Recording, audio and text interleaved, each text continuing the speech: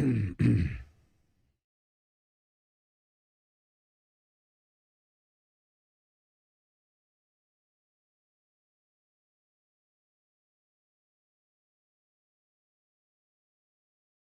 hello. Audio coming through okay? I'd like to think it is.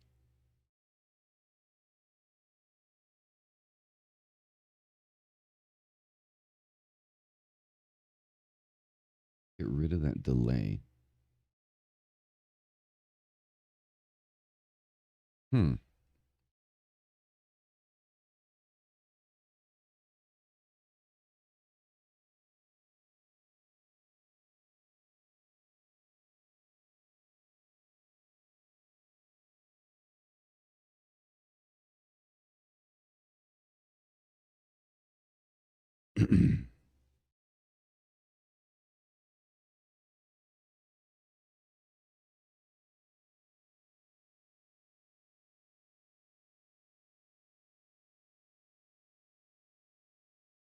Good morning, Paranormal Witch. How's it going? How are you? Thank you. I appreciate that.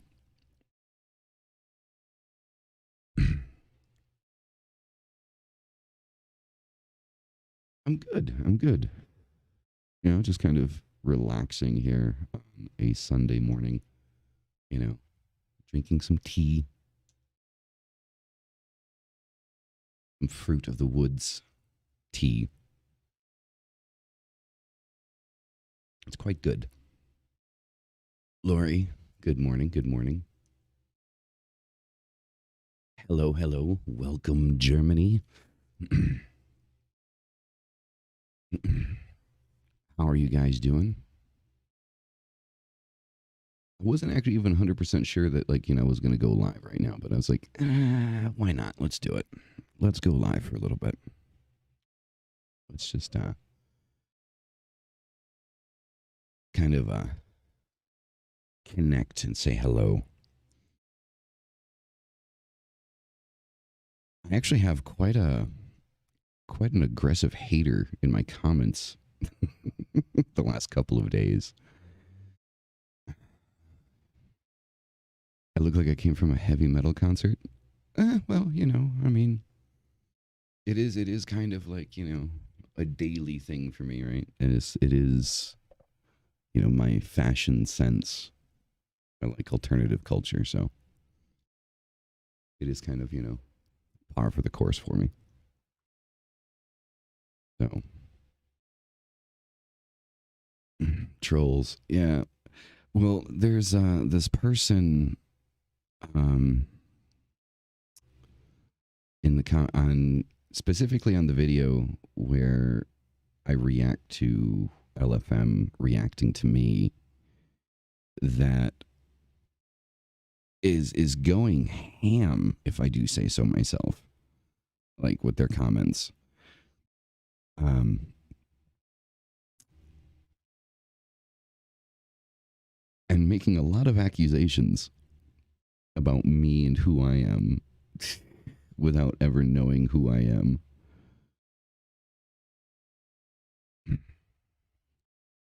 So it's interesting to see the amount of people that come out of LFM's camp to attack me. And they love, you know, like disliking the videos. And it's like, go ahead, dislike away. You're still helping my algorithm, right? Like, you want to dislike, my videos, go right ahead. That just goes to show you don't understand how the YouTube algorithm works.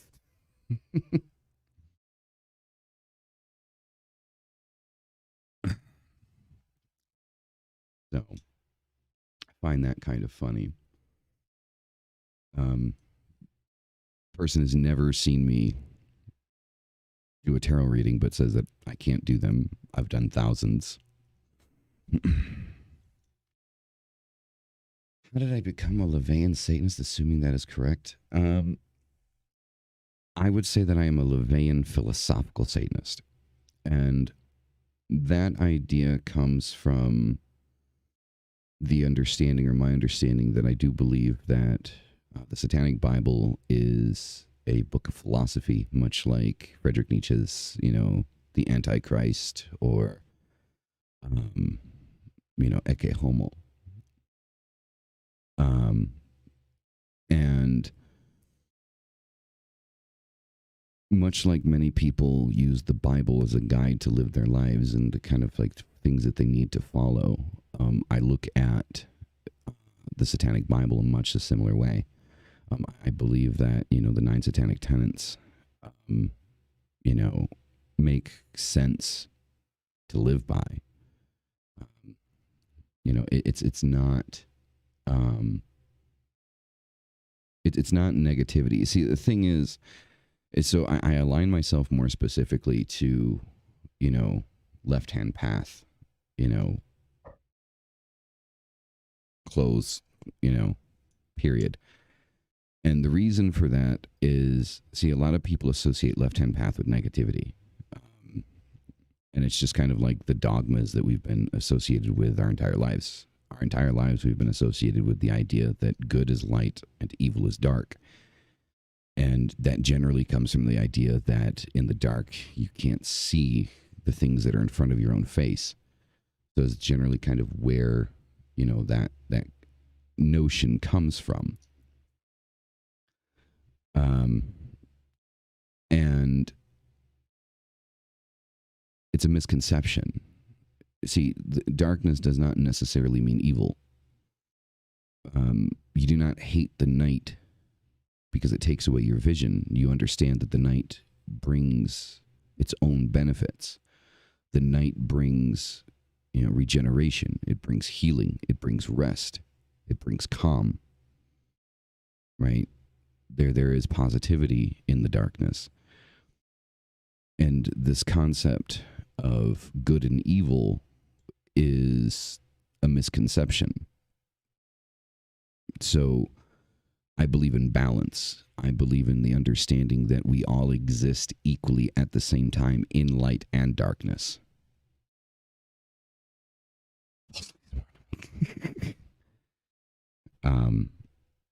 So, when it comes to, my main deity, the one that I'm doing most of my dedications to now, Baphomet. Baphomet is the epitome of balance. It's male, female, peace, chaos, light, dark. Baphomet is the epitome of balance. And it is that balance which we lack in our lives. We try to align ourselves so hardly to one direction or the other that it throws us out of whack. There is no, white light or, supreme dark evil. It doesn't work that way. Good and evil are a matter of intention. I'll give you a perfect example. I've given this example many times. So we'll use an extreme example to kind of give context. We can universally agree that killing somebody is wrong. And so when you universally understand, okay, so killing another human being is a wrong thing to do. We understand that legally it's wrong, morally it's wrong.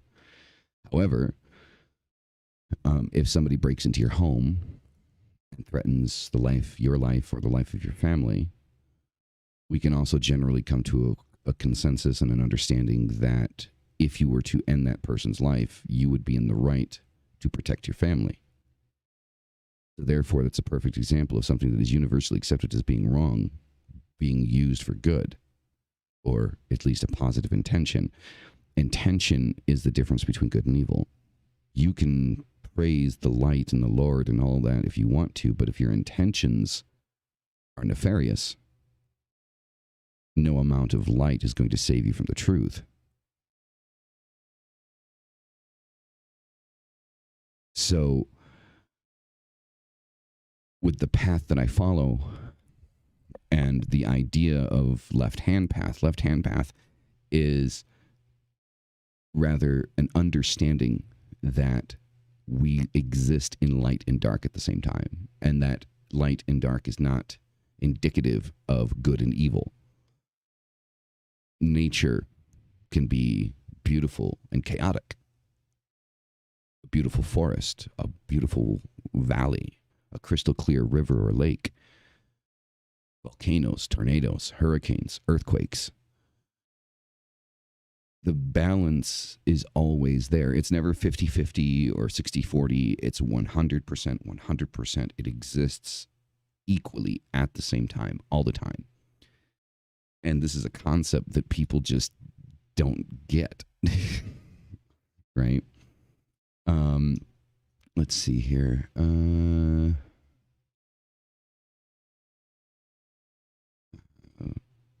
This room is dark, exactly.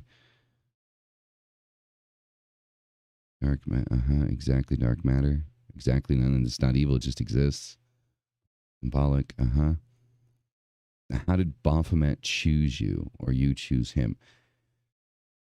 So, 15-year-old me had very little, if any, understanding of like the world and balance and things like that. And 15-year-old me was a rebel. 15-year-old me was reading the Necronomicon, the Satanic Bible, the Satanic rituals, Friedrich Nietzsche, as far as like philosophy is concerned, all of that, Aleister Crowley, into all of that stuff, Exactly. If you get rid of predators, animals will overpopulate. It's balance. So 15-year-old me was, really into that stuff, but into the Hollywood version of all of this stuff, if you understand what I'm saying, right?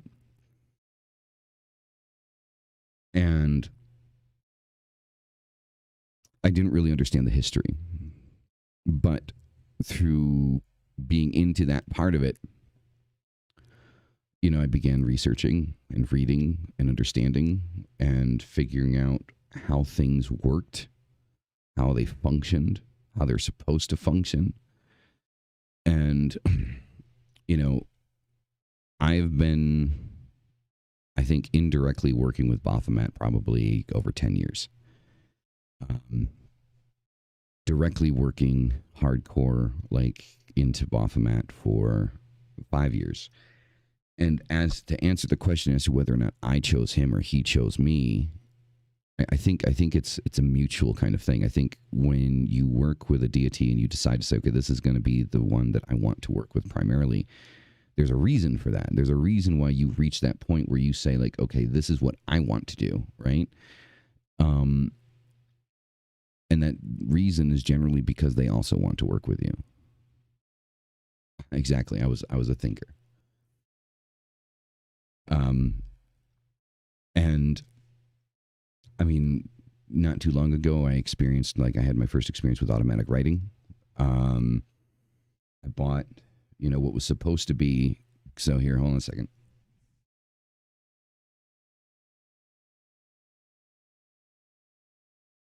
So the original idea here was to have 2 tomes, one for my light work and one for my shadow work. And so this is the one for the light work. And then I got this one, which was supposed to be for, the shadow work. When I got this and I inscribed on the first page, I did my cleansing of the book and put the energies of Baphomet into it. Directed those energies into the book. I went full trance, in a trance state, turned the page and ended up writing 4 pages to the point where I was consciously aware that I was writing, but I had no idea what it was that I was writing. And after talking to several people, Bonnie Woodruff, speaking with her, and several other people,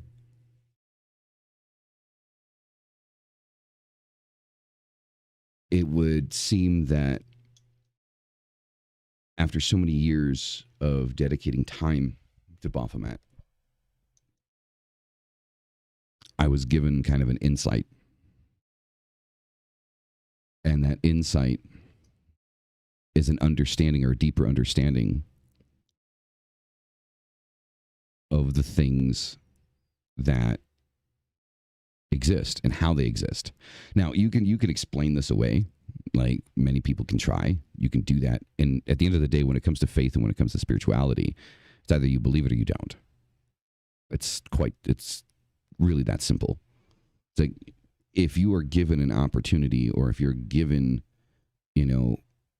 a gift, you either believe you have that or you don't. If you sit there and you try to explain it away, you can explain anything away. You can explain your understanding of the world around you like that. Not difficult to do. But basically, the idea is this. Baphomet as an entity is tired of being confused or labeled Lucifer, the devil, Satan, appreciative of the publicity, but it's the wrong publicity between the Church of Satan, the Christian church, and most other people. You did. Welcome, Pauline.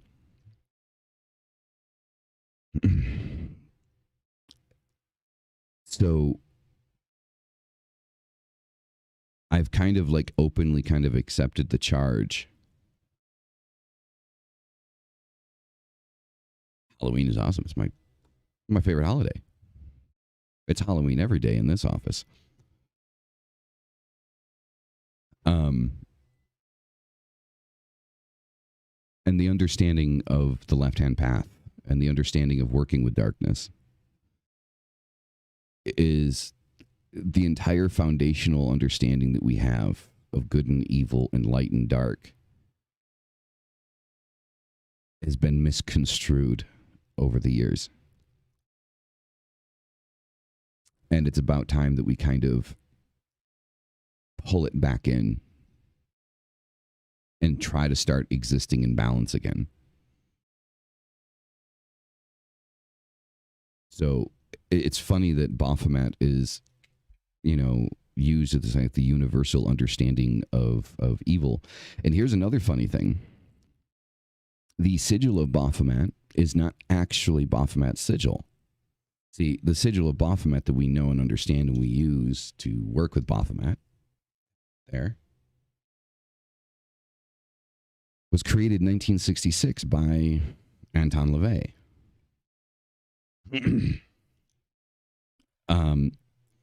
And though it has worked for this long, if I prove myself and I work diligently and dedicate enough time to Baphomet, Baphomet will give me his actual sigil. Look, those words coming out of my mouth sound crazy as fuck.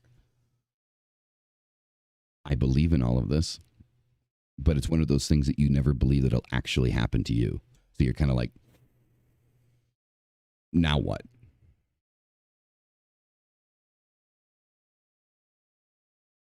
So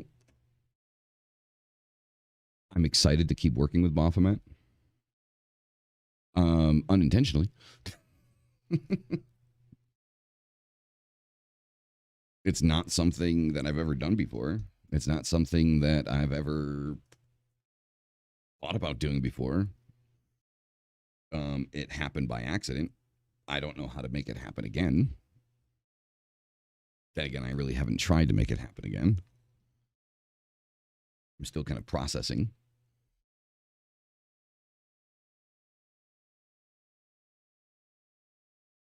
So,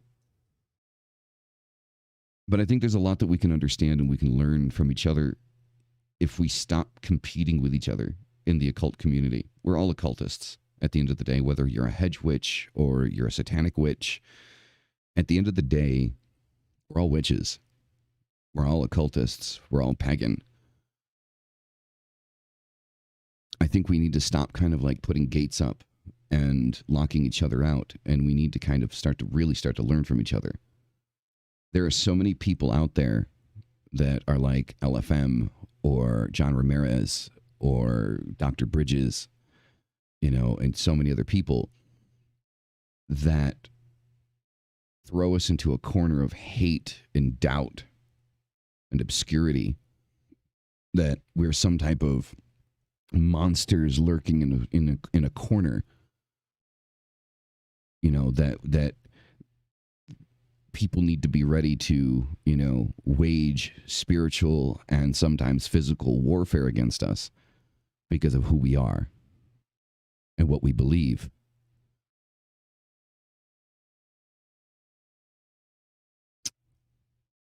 So we need to kind of start kind of coming together. I'm not looking for war. I'm not asking for an act of war, but I definitely think that we need to kind of start really coming together more and working together in a deeper understanding.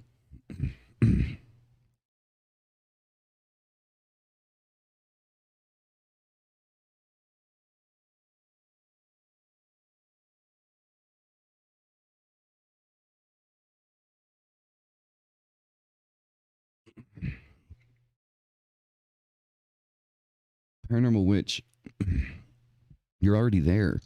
The fact that you're sitting here listening to me talk, the fact that you had that revival inside of you to go back to it through my content, which I'm appreciative and humbled by, you're already there. You're looking for kind of like a clear line to kind of go back into something, but you're already there. It's inside of you. It's already there.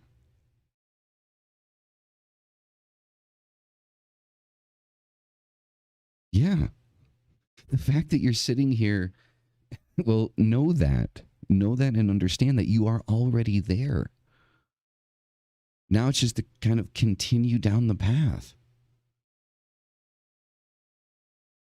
Dust off the tarot cards, dust off the altar. Do your dedications, your devotions. Exactly what Lori says, trust your instincts. Trust your heart, your gut, and your soul. And follow what is calling to you. Trust me, you're already there.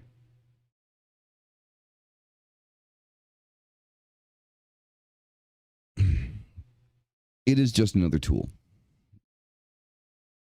Everything is kind of like a means to an end, to a certain degree.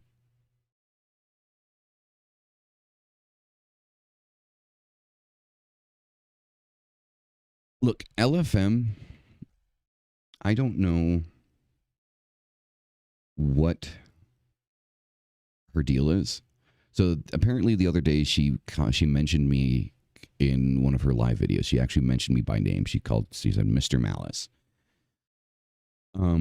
So look, guys, I have to give credit where credit is due, right? Like, I'm not going to sit here and shit on somebody just to shit on them.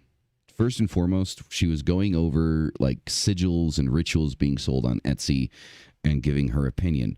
She came out and she told her followers directly, do not go and attack these people or try to find these people. So I give her credit on that.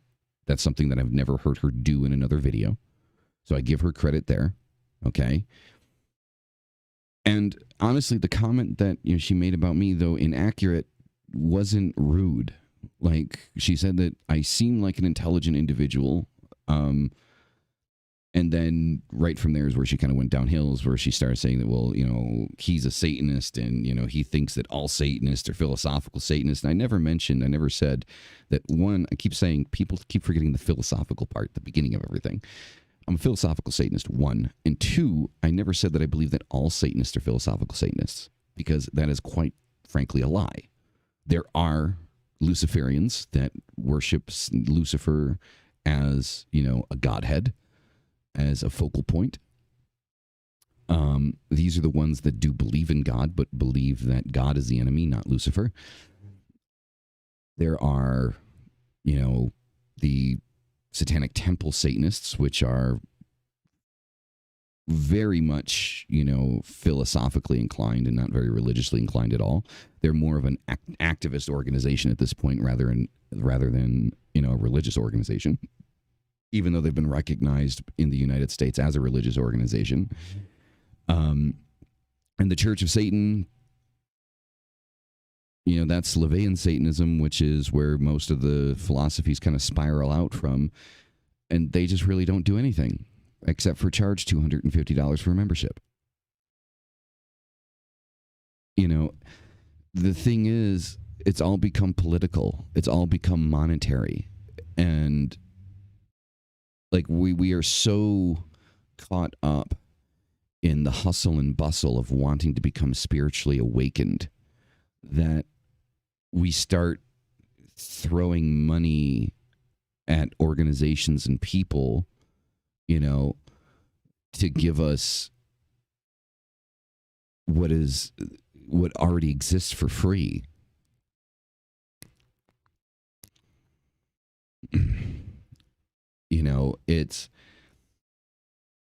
It's sad. It's sad to see that true enlightenment needs to come from within, because most of the people that are trying to extend a hand or supposedly extend a hand within organizations and groups, it's a money grab. It's a cash grab. Sadly. Not to say that there aren't legitimate things in the organization that might be beneficial to certain people. I'm not, negating that fact. But on the surface, it simply just looks like a cash grab. And, I want to put a stop to that. Which is why I decided to found and begin the Order of Baphomet. Right? So, which in Latin is Ordo Gloria Cosa Satani. We're going with the Latin name. And if you're wondering why we're going with the Latin name, one, I do believe that there is power in Latin because it is the root of all languages. And two, it sounds pretty. I'm not going to lie to you. I'm not going to sit here and give you some super deep spiritual meaning that doesn't exist. I do believe that there's power in Latin, as it is, one of the root languages for the world, for all people, all languages. And it sounds pretty.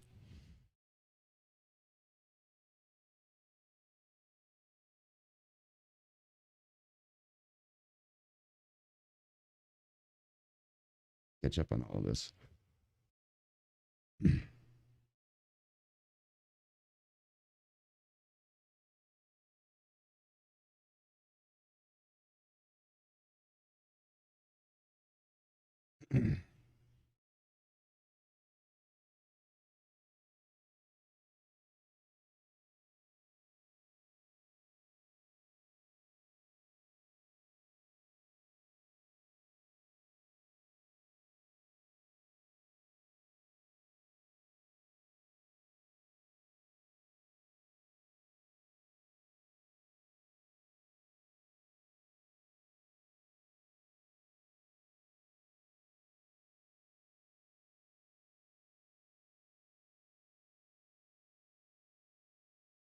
You went back to the start of the stream.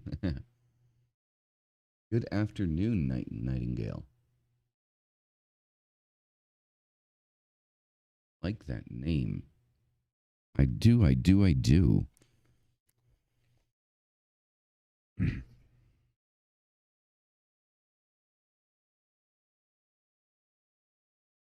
So that's basically where I kind of stand on everything. But I do think that with people that keep kind of coming out and attacking our paths, because most of us, not all of us, most of the people in my circle are left-hand path or some left-hand path adjacent type, or have an understanding of working with darkness not being a negative thing.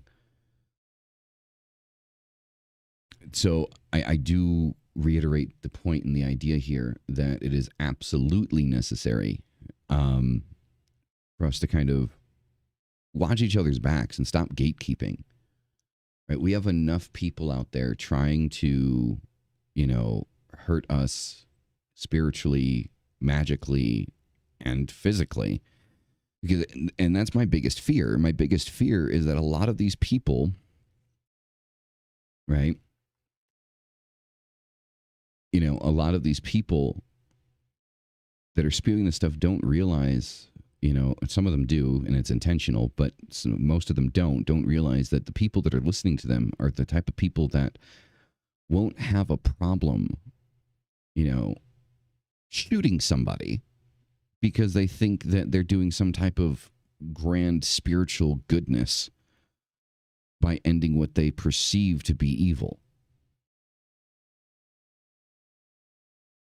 And I just want to avoid that from happening, which is why I kind of dedicated a lot of the channel just to kind of like calling these people out.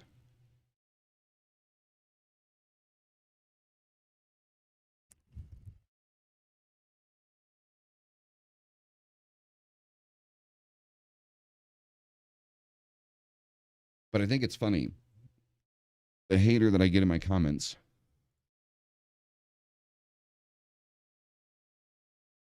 is nowhere to be found.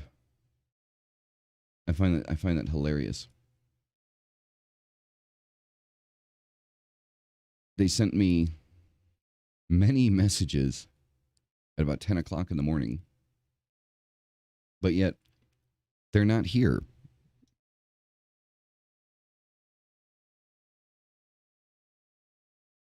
Remember John Lennon? I feel that. I feel that. I do.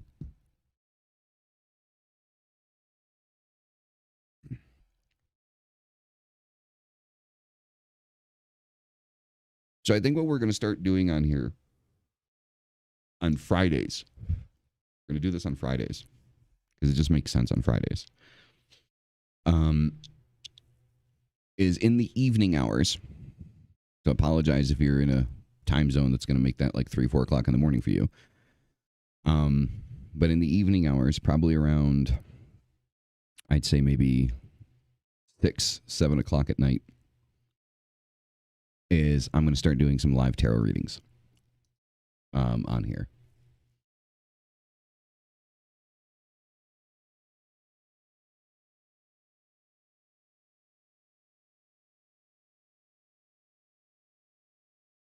Oh, yeah. I mean, you know, killed by zealous Zion. Exactly. No, John Ramirez is aggressive. John Ramirez is a scary individual. And his end goal is a war.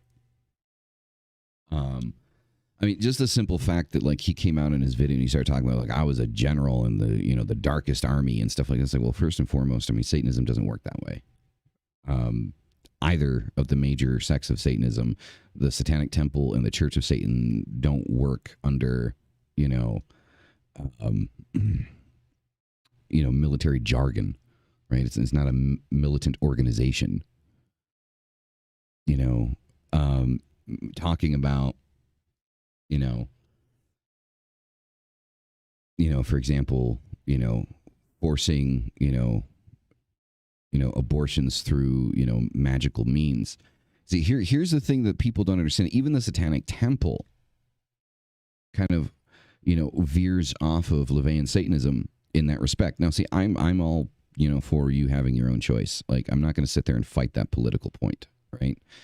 I personally don't agree with it, but if it's your choice, it's like, do what you got to do. I don't like, people forget like the idea that I don't have to agree with you to respect your opinion, right? I don't have to be in agreement with your opinion to respect it. And I think people forget that. I think today people have this idea that I need to 100% agree with you to show respect.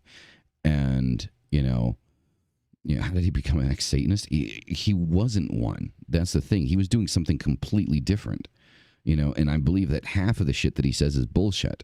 Excuse my French. So one of the primary things here that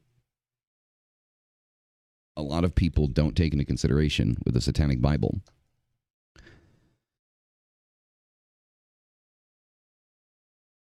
in the Satanic Bible itself, and you can find this yourself. You can look for it yourself. You can find it. Page 89, Satanic Bible. Okay, the chapter that we're looking at is on the choice of human sacrifice, is the name of the chapter. Okay, it says, under no circumstances would a Satanist sacrifice any animal or baby. For centuries, propagandists of the right-hand path have been prattling over the supposed sacrifice of small children and voluptuous maidens at the hands of diabolists. It would be thought that anyone reading or hearing of these heinous accounts would immediately question their authenticity, taking into consideration the biased source of the stories. On the contrary, as with all holy lies, which are accepted without reservation, this assumed modus operandi of the Satanist persists to this day. There are sound and logical reasons why the Satanist could not perform such sacrifices. Man, the animal, is the Godhead to the Satanist. The purest form of cardinal existence reposes in the bodies of animals and human children, who have not grown old enough to deny themselves their natural desires. They can perceive things that the average adult human can never hope to. Therefore, the Satanist holds these beings in a sacred regard, knowing he can learn much from these natural magicians of the world.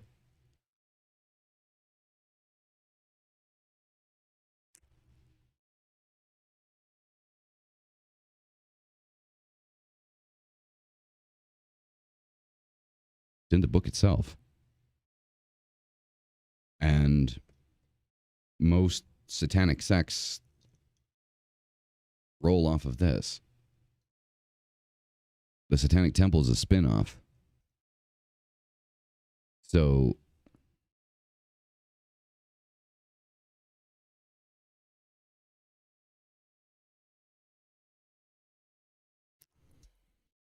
it's interesting to me, the direction, that these things go and the things that people say. And you can tell that when they start talking, they've never actually read the Satanic Bible. What they're doing is they're watching people that are against Satanists. They're watching people that are against magic. They're watching people that are against witches and going by what they're saying instead of actually doing the research themselves, which is the worst way that you can do things.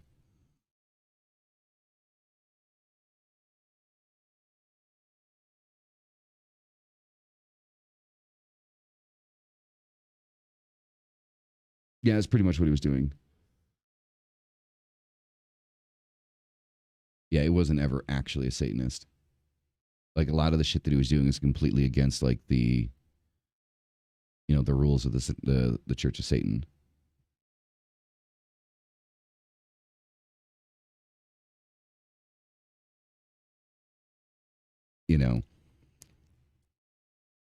So it's just kind of like one of those things,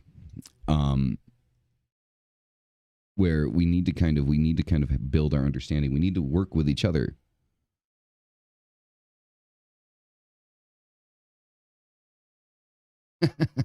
Do the research, zealots.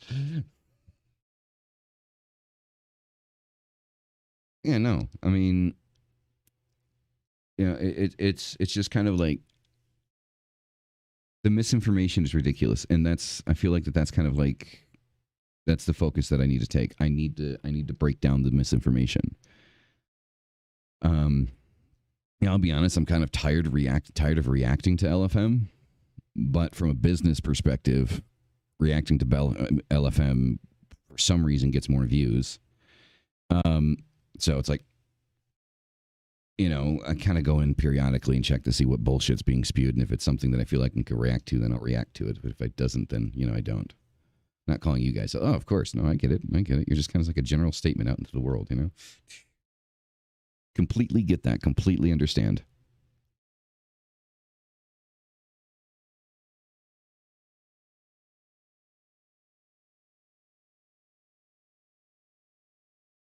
Well, the thing is like, so here it's like they might read certain quotes out of context online, but they never actually pick the book up. So for me, for example, I've actually read the Bible, right?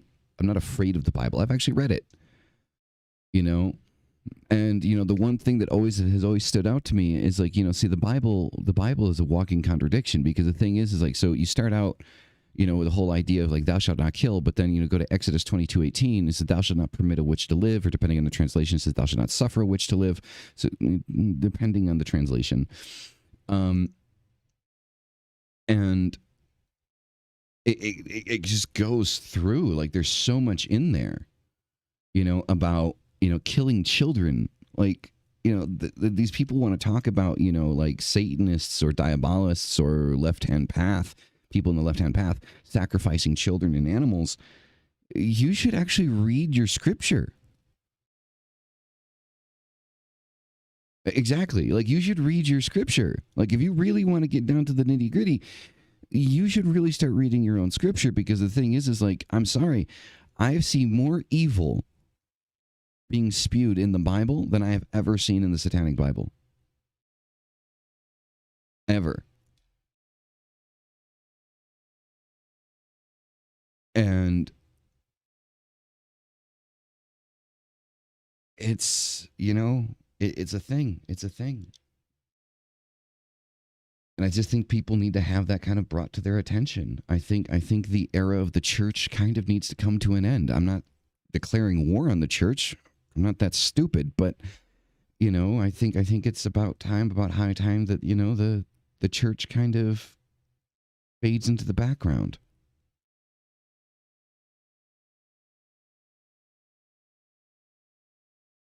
The book is corrupt. It is.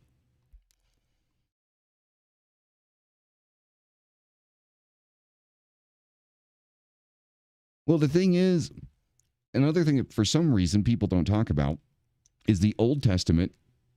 The equivalent of Jesus in the Old Testament was Joseph. The New Testament, it's Jesus, and Joseph is his earthly father. Um, and then if we go through the whole thing, the parallels, it's very parallel to the Egyptian pantheon, and the stories of their pantheon.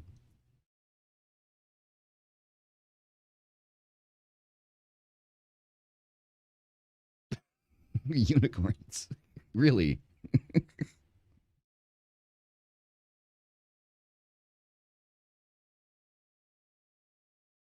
Uh-huh. Like, I mean, well, see, the thing was is I actually got kicked out of Sunday school. So I didn't start attending Sunday school until I was about 16, and I was forced to, because I went to go live with a family member. Um, and so they went to church every Sunday and stuff like that. And like, I didn't know anything about it. And they're like, well, you're going to go to Sunday school and you're going to learn. I'm like, okay, cool.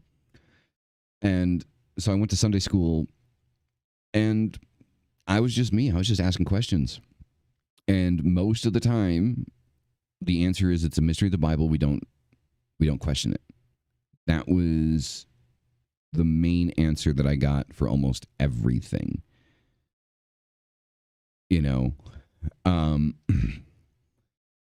and I was like, I gotta look that up because I don't remember unicorns in the Bible. I'm not saying it's not there, but hold on a second.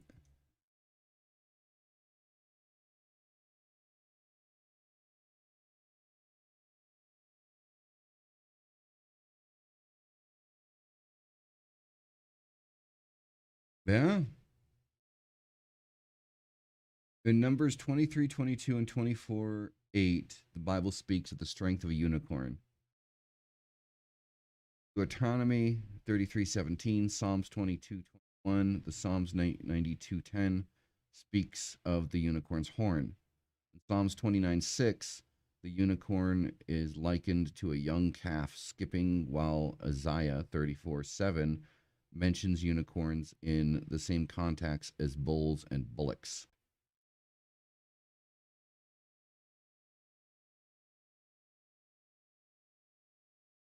There it is. Satan has been the best friend the church has ever had, as he has kept it in business all these years. Yeah, it's 100% true, and it is a quote. It's the last, um, satanic tenant.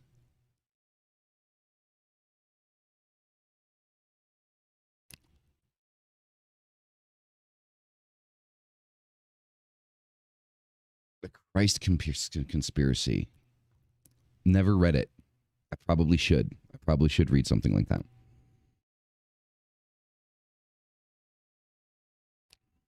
That sounds interesting.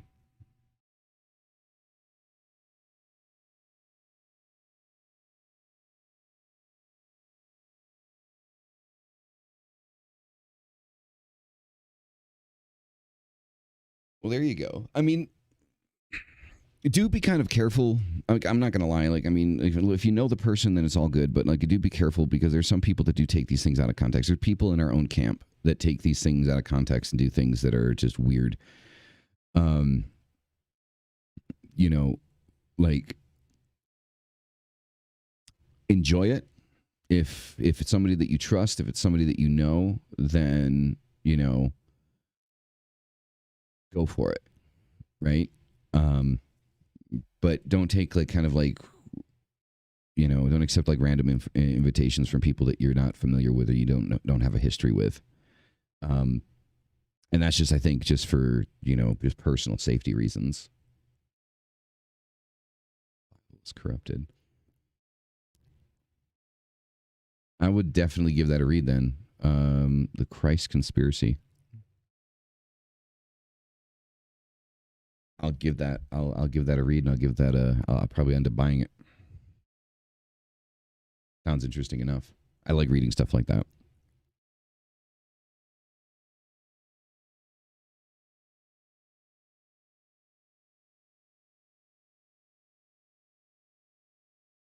So let's see here. I kind of want to read the latest hate comments I got. Yeah. So let's see here. So I want you guys to, yeah.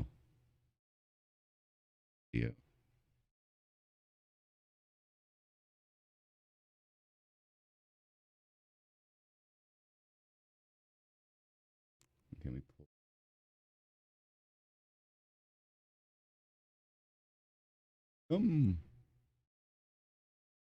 Wait, no. I gotta move this out of the way. Let's put that up there. There we go. Okay.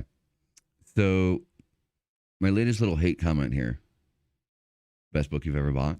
That's awesome.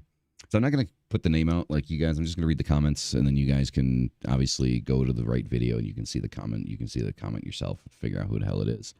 So it says the opening comment, which was like yesterday, and apparently was edited, but it says, I'm a little confused of your overall beliefs. You mentioned many names, pagan, Satanist, Christian, in this video. So first and foremost, that's taken out of context. I never said I'm a Christian, ever. And again, when it comes to the Satanist part, it irritates me how people just focus on the Satan. You say Satanist, like, you're a Satanist, philosophical Satanist.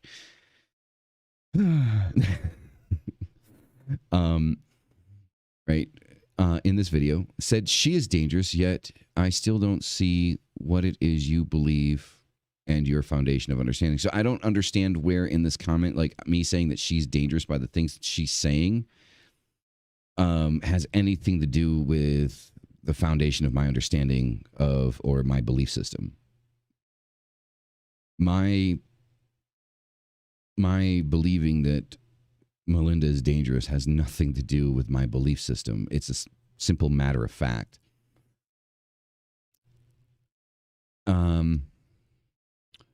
See, they added a lot in here, right? It was a short comment, and now they're, it ended on an insult, and then they added a bunch of more stuff. So let's read this. Let's read this together, okay? So let's say by the way, you can literally put demonology book by Melinda and Google it. So we couldn't find when we reacted to one of her videos, we were looking for her books and we couldn't find it. Like we were looking on Amazon. We didn't do a Google search and it was in the video. We just went to Amazon looking for it and we couldn't find it. We went by the names of the books. Right. And then Jen goes forward to insult me by saying, would you really expect people to believe you have credibility in any way if you can't even conduct a Google search? We have 3-year-olds doing it in 2021. It's like, why do you feel it necessary to, like, am I such a threat to you that you have to come in and attack me? Like, is that what this is? Like, am I such a threat to your existential existence that you have to come in and insult me? Anyway, let's continue because this is new to me, this stuff here. So this is one, there are many aspects, things play out, and there's not one truth. There are many truths.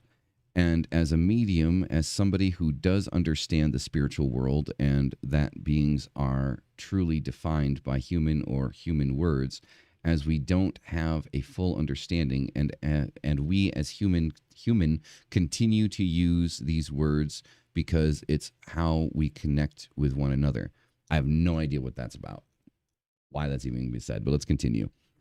Correct or incorrect, it's about connection and it's about understanding. And the spiritual realms are infinite and can absolutely have many types of outcomes and experiences for a sad person. There is no right or wrong in the spiritual, and you just said it. So how are you going to tell her that she doesn't know what she's talking about or she's wrong?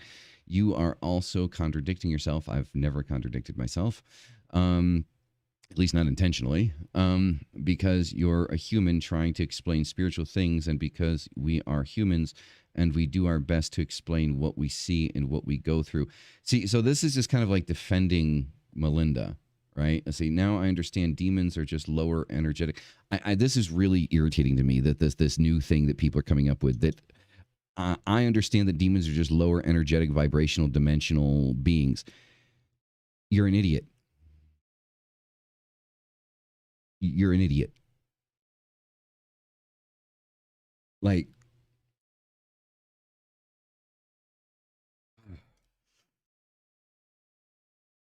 the whole idea of high vibrational and low vibrational, where that comes from is because of the whole concept of heaven and hell, that heaven is high and hell is low. So the thing is they attribute that to the energy, the vibration. So they say they're low vibrational because they're from hell, and you know, high vibrational being divine. See, the whole concept of good and evil. See, this whole thing of trying to incorporate, biblical concepts, or monotheistic concepts into, things that are by far much older than, anything else in existence. Like, you can't do that. I mean, look, you can do whatever the fuck you want, but it doesn't mean it's the right way to go about it. Right? Taking Judeo-Christian beliefs and then mutating it and perverting everything, like in paganism and Satanism and whatever, and throwing it into a big fucking ball. Like, and this is a new thing. Like, like low vibrational. It's like I don't know. I want to read the book that these people are reading. Like, I really do. I want to read this book because whatever.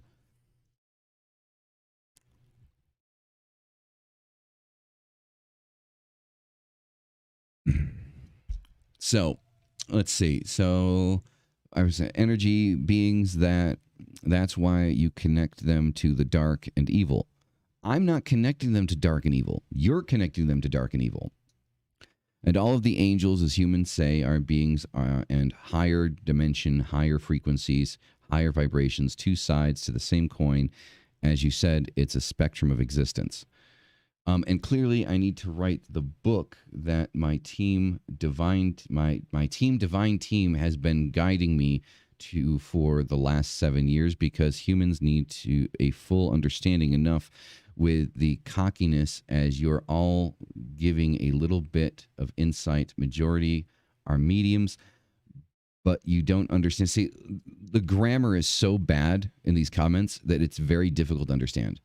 But you don't understand that. So to call somebody a fake or a fraud when that's a natural human creation, to be a medium as you are the vessel that all things, energies, entities, demons, angels can absolutely provide direction or manipulation and use your vessel. Most humans are so unaware of what's really going on in the spiritual world that they do not claim the sovereign authority over their physical vessel and spirits. Why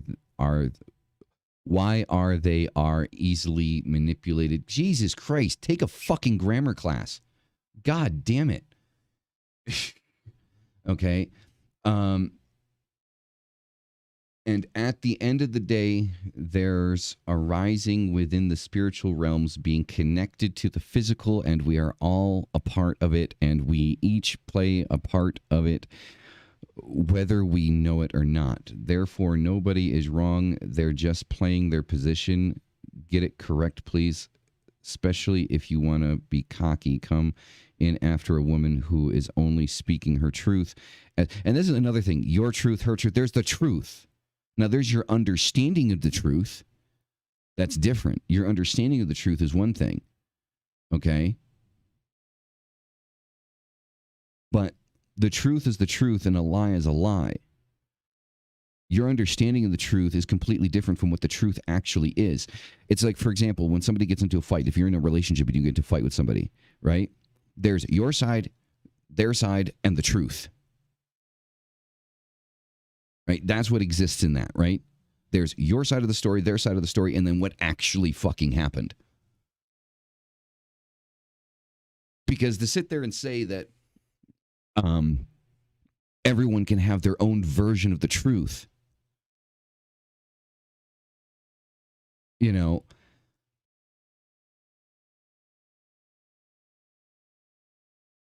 then there is no truth. It defeats the purpose and definition of the existence of truth.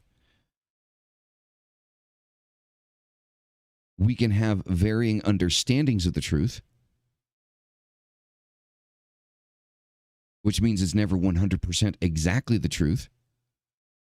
But we cannot all have our own personal truths that make ourselves feel better inside of a little goddamn bubble. I'm going to get a lot of hate for that one. Yeah, I can't understand anything. Like, that was edited later on, and I don't know when that was edited, but it even says edited, because the original comment wasn't that long. And then apparently there are so many comments afterwards.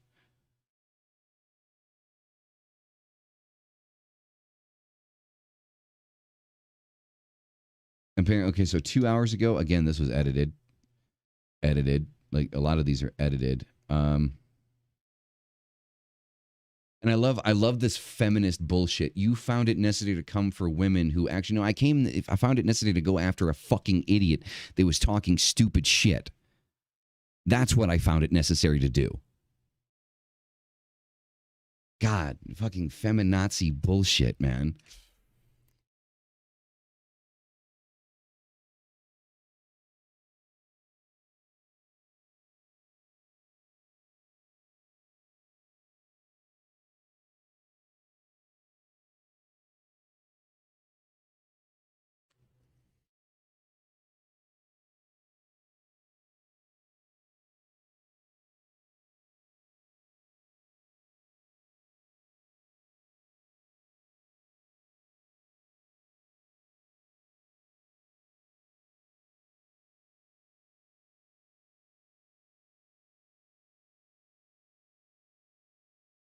You're coming against women of the kingdom of women who actually have spiritual gifts.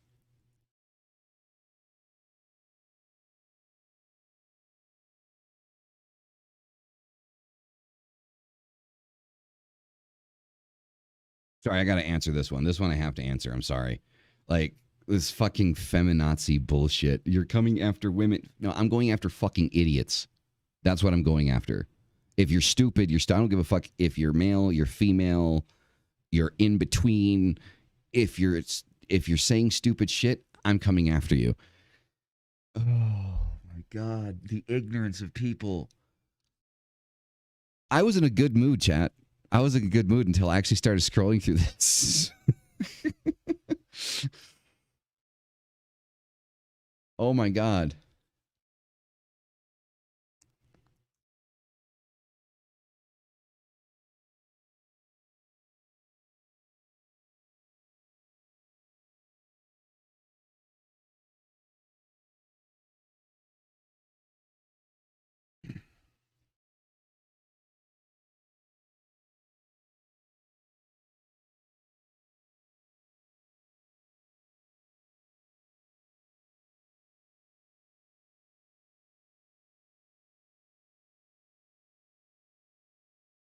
You know what that says though?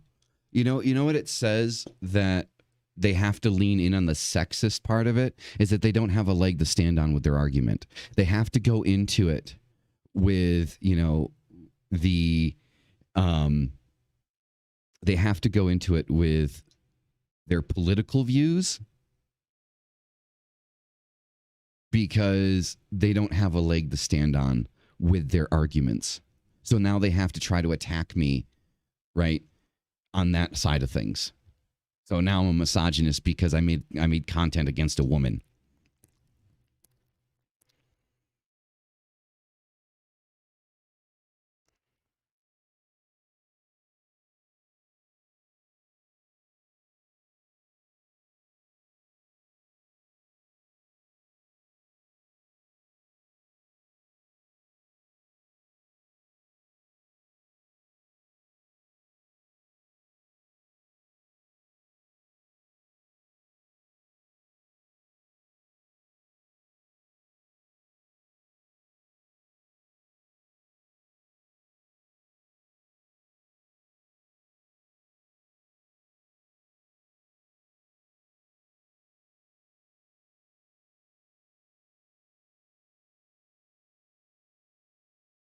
Hold on a second, chat.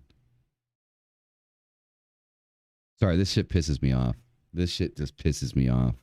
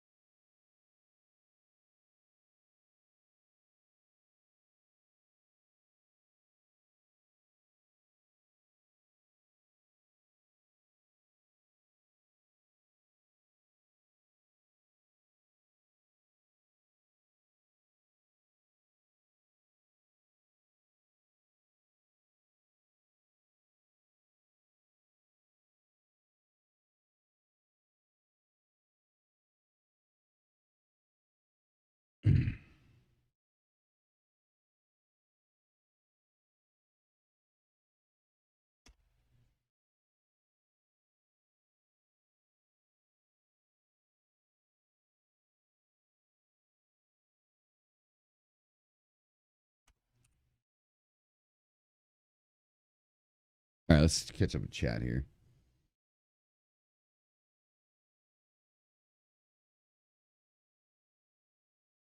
So this is somebody by the name of Eve Enlightened on the comments here that has gone completely fucking ham.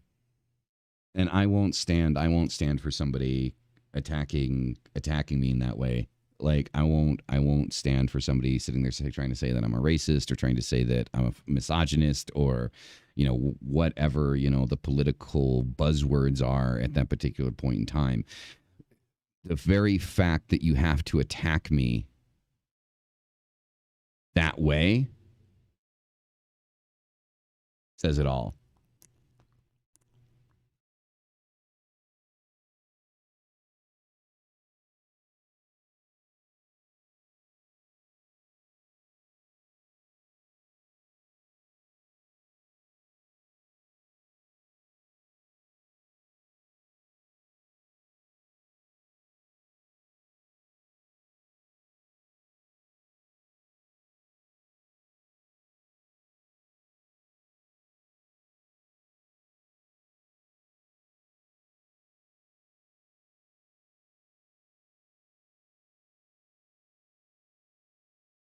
Oh my god! Like you guys have to go through it. There's so much. There's so much in there. Like I didn't realize that there were so many goddamn comments um that she made. But the fact that like memes today are outrageous. See here.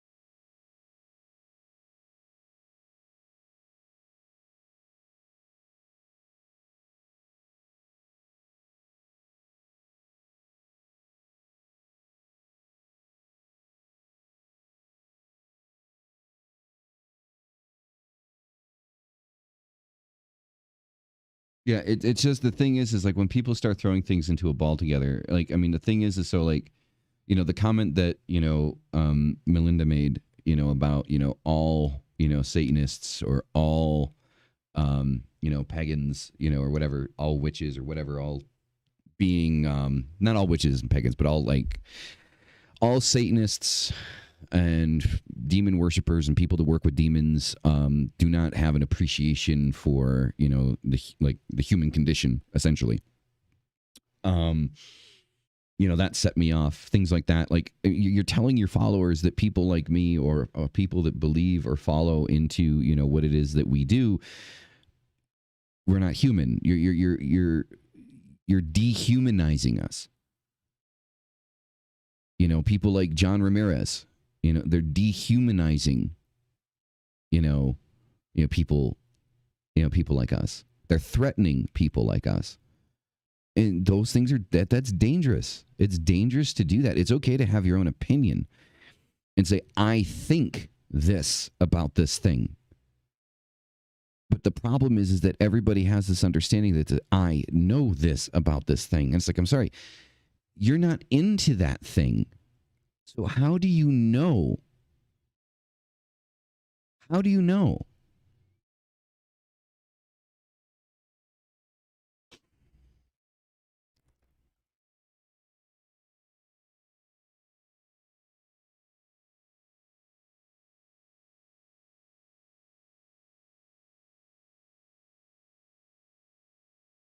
And here's the funny thing. You see, this person keeps shooting in, comments and things like that, right?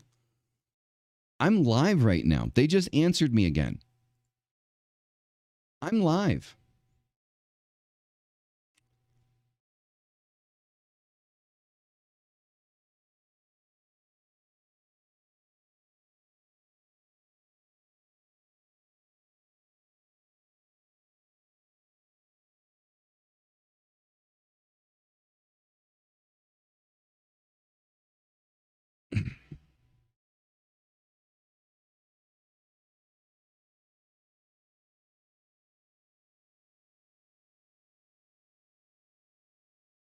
And now they're telling me that calling out other people shows how like that shows that I don't have the ability to evolve. Okay, cool.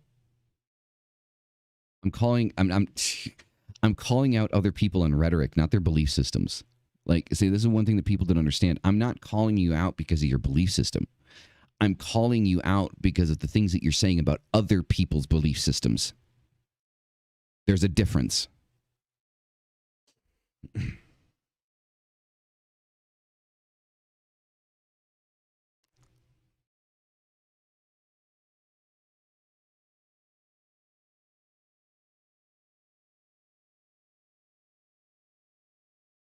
I'm actually very upset right now. I'm very upset. Like that bothers me greatly that somebody could take me so out of context.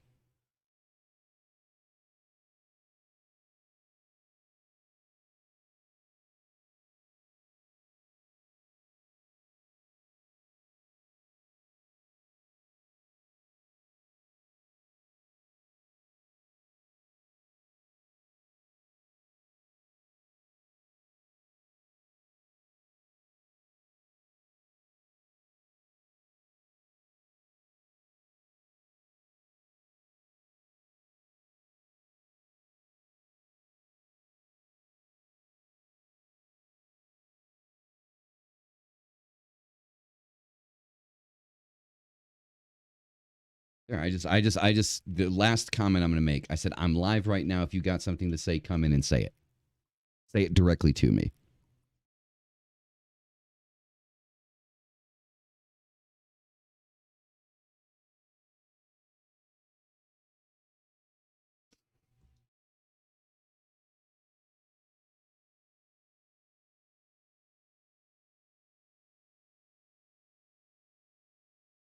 Now, chat. I understand that potentially having a detractor or somebody that disagrees with us come in here could potentially make things uncomfortable.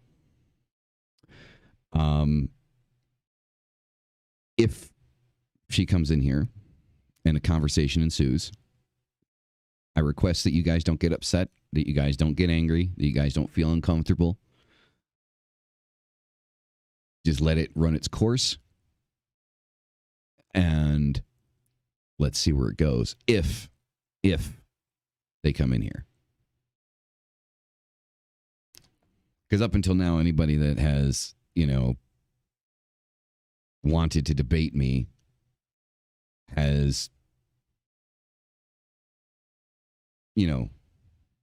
not. Like, or that I want to debate, anyway, I should say, that I want to debate has not debated me.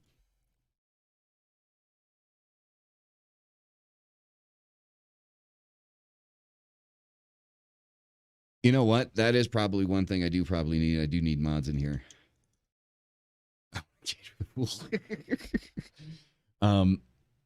Who does anybody in here actually have like experience like modding in YouTube? Like I have no idea.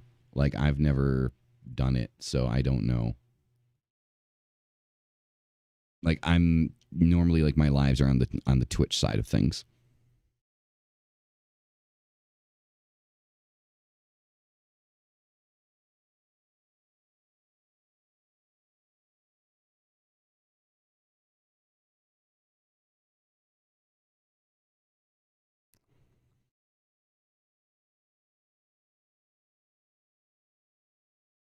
Do you?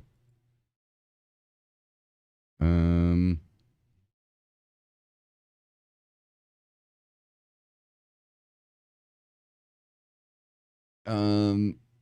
well shit. um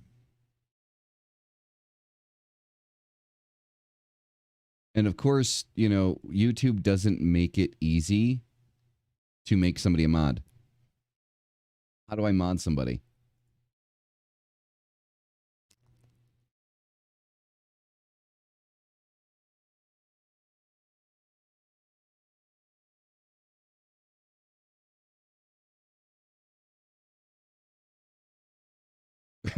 At least you guys are honest. At least you're honest.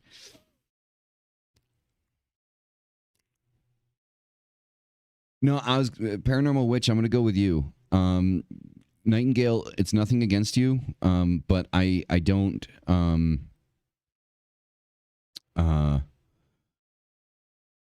know you visually enough like to say that I can mod you. Paranormal Witch has been around for a while, and I have a level of trust with PW.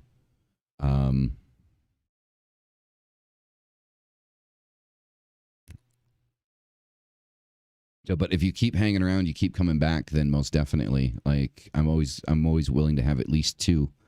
Now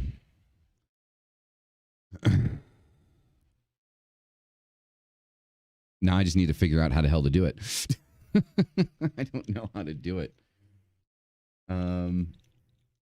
See.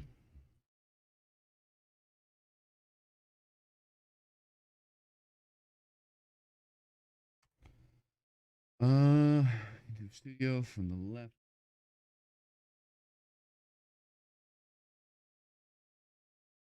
Go.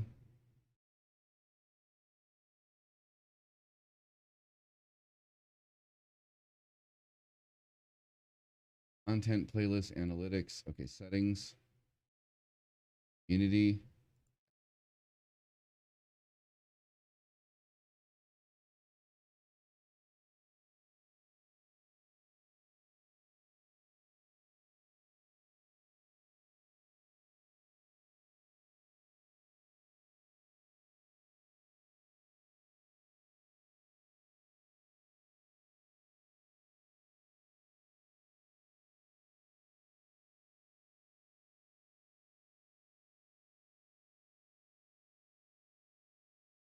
Am I missing something?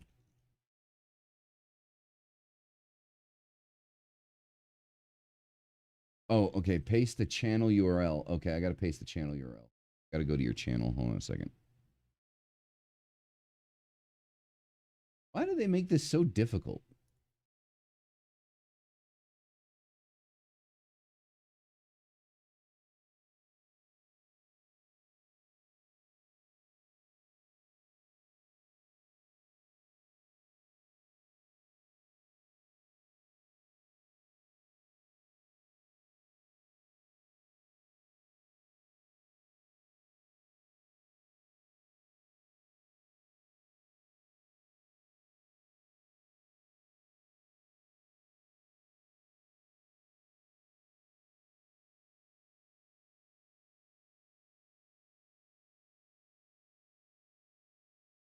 This is so difficult, guys.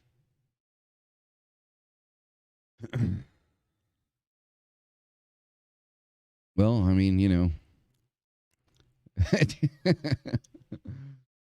It's okay. It's okay. I kind of figured it out. But what I'm going to have to do is I'm going to have to go find, I think to make this easier, I'm going to have to find Paranormal Witch channel.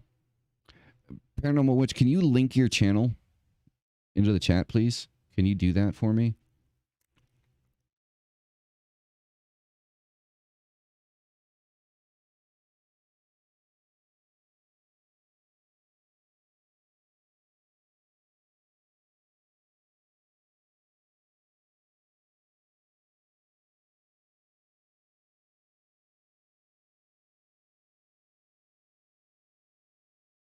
I just want the name, man.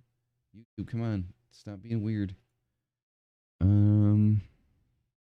Oh, okay. Apologies. Do the mommy duties. I'll figure it out. Cuz it sucks cuz I can't click on your guys' stuff from here. I can go to participants, but even in participants I can't click on your can't open your channels from there.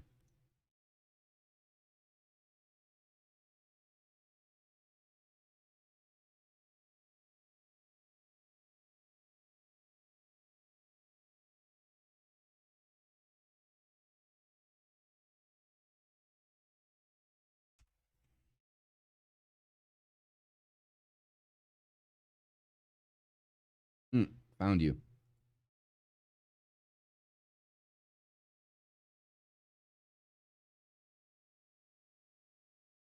Okay. Got this. I think we got it. Go back to YouTube Studio. Channel. No. Unity.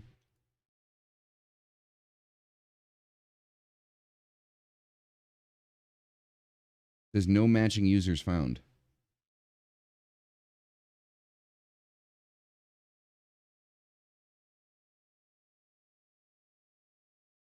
There it is. Gotcha. Oh my God. YouTube, you make that. You need to fix that, YouTube.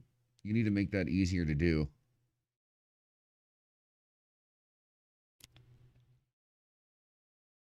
Okay, so I just modded PW. So let's see how that plays out.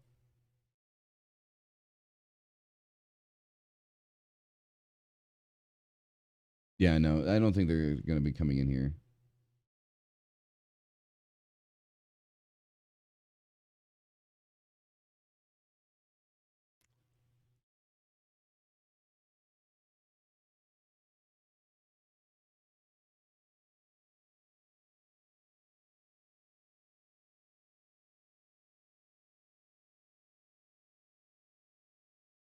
Wow. Cool. That's okay. It's okay. It's all good. It's all good. It's all good. But at least now we have a mod. So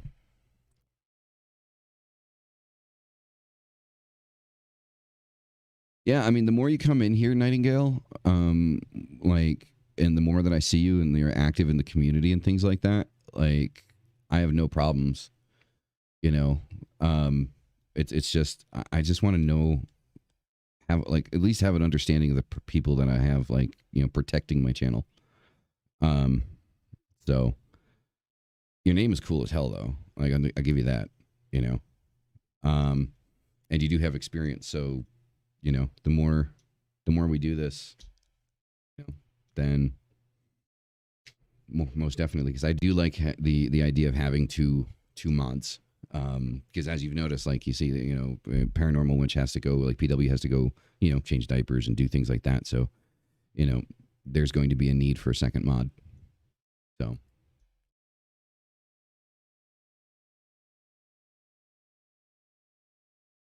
essentially, like, so if somebody comes in combatively, like, don't like get rid of them too quickly, because I'm open to conversation, right? I'm open to debate, right? It's when things start to kind of get too aggressive, right? When the conversation begins to degrade to name calling, um, or personal assumptions, things like that. That's where really kind of like where you kind of have to step in, right? Um, and obviously the normal stuff, like if people just kind of start coming in, and if there's any racist comments, or any racist, homophobic, or just bad shit in general.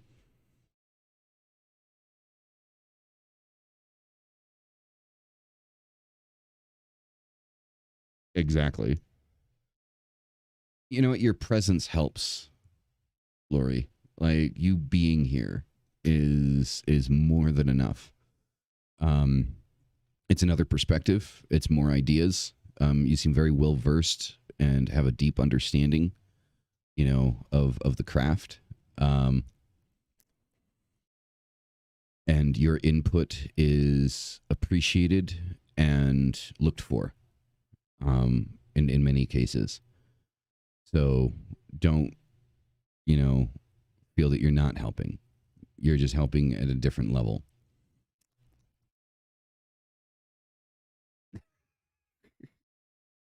It happens. It happens. I have a 6-year-old, so I've been there. I've been there, but that's the whole reason why I just have one child. That was it. That was it for me. I was like, one kid, I'm good. I'm happy. I'm done.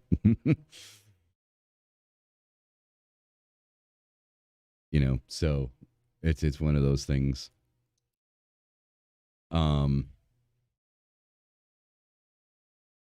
but yeah. So Fridays I'm gonna be doing lives regularly every Friday for tarot readings.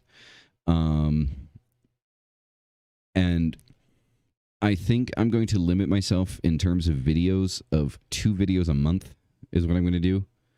Because I'm such a stickler on the quality that I'm outputting. I want to maintain a certain level of quality. So it's going to definitely be, in that range. So just like maybe 2 videos a month.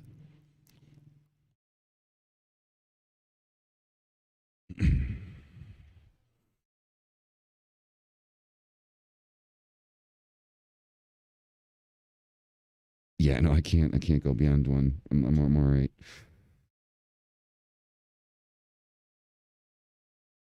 So I'm thinking probably around 6, 7ish Central Standard Time. So about 6 p.m., 7 p.m. If I have an opportunity to do it earlier to cater to other people that are in other time zones, then I'll go earlier.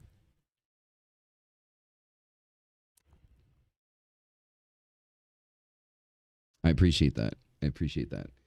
So general rules for when I do a tarot reading.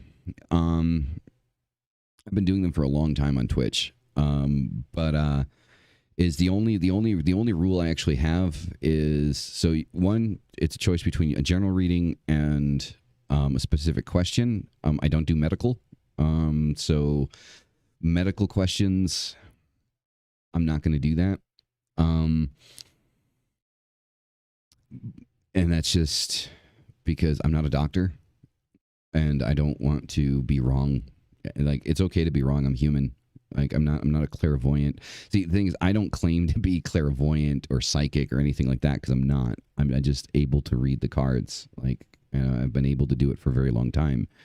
And I'm not tooting my own horn here, but I've done thousands of readings, and I can literally count the amount of times that somebody has told me my reading was wrong on one hand.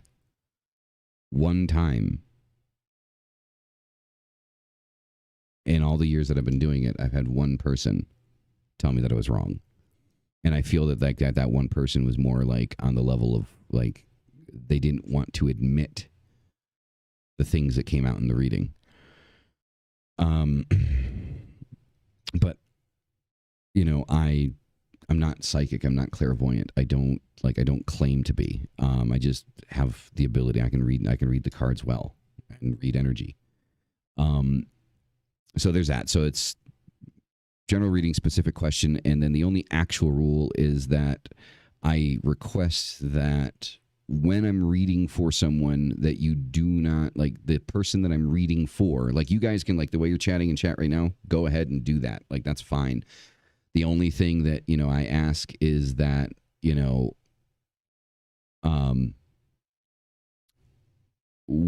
to the person that I'm reading for, not to say anything during the reading. I don't want them giving indicators as to if it's accurate or inaccurate. And that is simply just because I want them to know that, yes, I'm an intuitive reader. I just want them to know that it's 100% coming from me. So for however accurate or however inaccurate it may be, it's 100% on me. That I'm not sitting here waiting for someone to say something to indicate whether or not it's making sense to them so I can continue down that path and it doesn't influence the reading. So that's pretty much the only rule that I have when I do readings. The person that I'm reading for is more than welcome to, after the reading, to provide context to however it may have been or not have been, has resonated with them or it hasn't. But during the reading, it's just,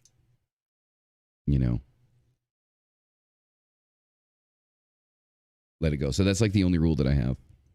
And if it gets, if a lot of people, I don't know how the YouTube community is with tarot readings. I know that like on Twitch, there is an actual tarot section for when you're doing tarot readings. So, I guess, I don't see that there's any like kind of like bot or something that handles lists. So I guess the other job that you might have would be handling the order in which people are joining a queue for a reading.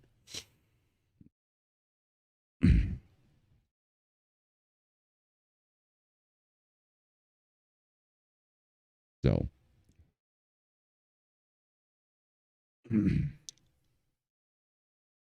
But yeah, so beyond that, I tend to try to keep it simple.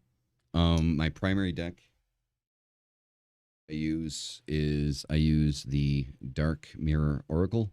That's my primary. And it's an Oracle deck. So that's my primary kind of thing that I run with. I used to be, Pauline, I used to be a Rider White kind of person. Like the Bianco Nero, black and white, which is uses the what do you want to call it? Uses Rider White as like the base. There's that one. The Fairies Oracle, which is one of my main decks that I like to use a lot when it comes to like love readings and things like that. Like, so this is what I'll use. And then I have also the Occult Tarot, or, the Occult Terror. Those that know the joke.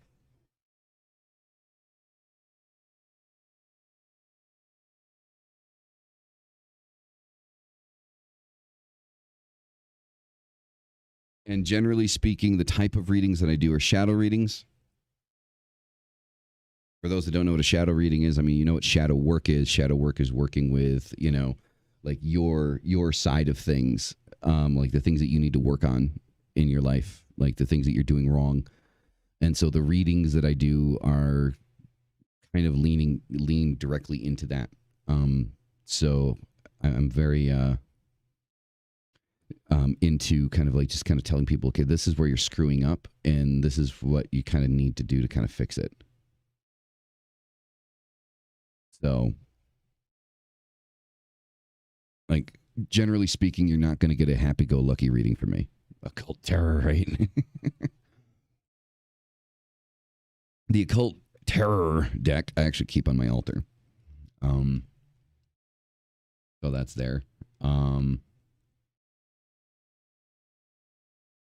but I keep that there because it just seems to make sense to have it there. It fits very well. Um,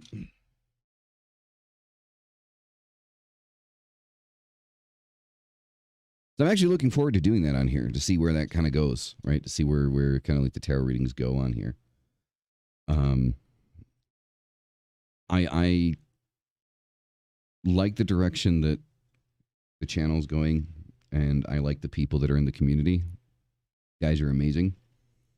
Um, you know, I would have never thought making a video about LFM would bring such amazing people.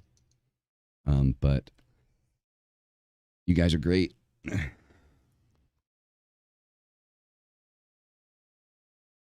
We're actually going to be doing a conversation with Bonnie Woodruff um, later on today in the next couple hours. I'm debating on whether or not I want to stream that conversation on here. I don't know if you guys are familiar with who Bonnie is. Bonnie has worked with, I mean, Bonnie is a medium. I'm the one that's honored. I'm the one that's honored to have you guys here. Like, to be completely honest, like, it's me. The honor is totally mine. Um, but so Bonnie's a medium. Has worked with E.A. Coing. Has been on TV actually. Um, so that's an interesting thing. So we got into a very long. I did my podcast yesterday on Twitch, and actually have to edit that and upload that today. It's a 5-hour podcast. I've never done a podcast um that long.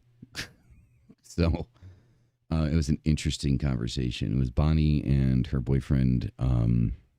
Keep wanting to call him Clyde because Bonnie and Clyde, but that's not his name. It's Curtis. His name's Curtis. There you go.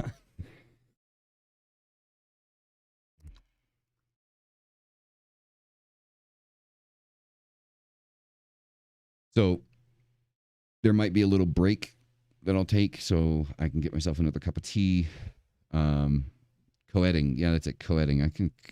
That's it. Yeah, she's worked with co-editing directly. Like, I mean, Bonnie is on his channel. Um, so, um, so, and I have my opinions about co-editing. I appreciate what co-editing does. I mentioned yesterday in the podcast that there are moments that I feel like as a person that works in marketing, that um, or has I should say has worked in marketing. I think his marketing techniques are a bit archaic to the modern world when he's trying to sell a book and stuff like that. Like, it seems very how we say infomercially. Like, it's very infomercial. Like, it's got like that vibe to it. Like, it seems like an infomercial. Um, so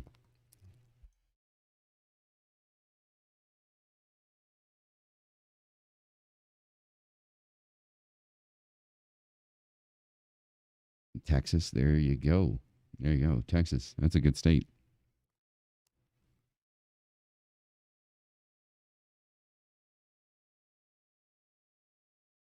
I mean, I haven't seen much wrong with like the people that are in his lives and things like that. I mean, they're very dedicated. They're very dedicated to what he does. And I would go as far as saying that like when I've watched his live rituals, um, they're very reminiscent of like if you guys have ever seen LaVeyan rituals, like Anton LaVey actually performing a ritual in the Black House. Um, you know, um, it's very reminiscent of Anton LaVey. And I don't think there's necessarily anything wrong with that. I mean, I think the thing is like, the theatrical aspect of, ritual work, is one of the things that kind of puts us into focus, right? When we're kids, when we were younger, all we had to do was draw a symbol on a piece of paper and stick it on the wall. And that was enough for us when we were kids. Like our minds were completely open. As we get older, we need, um, more. Oh, okay. What is UK? UK are awesome. What is what is that? Oh, we got an answer.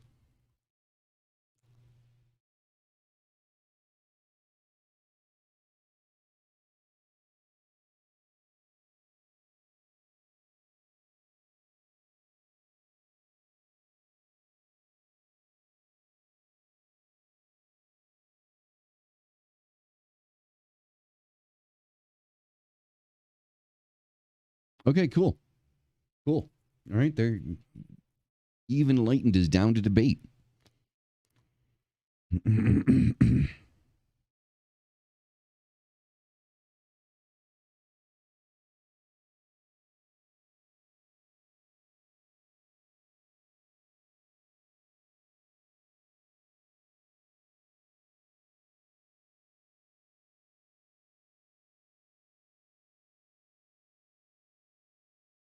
I'm actually excited about this.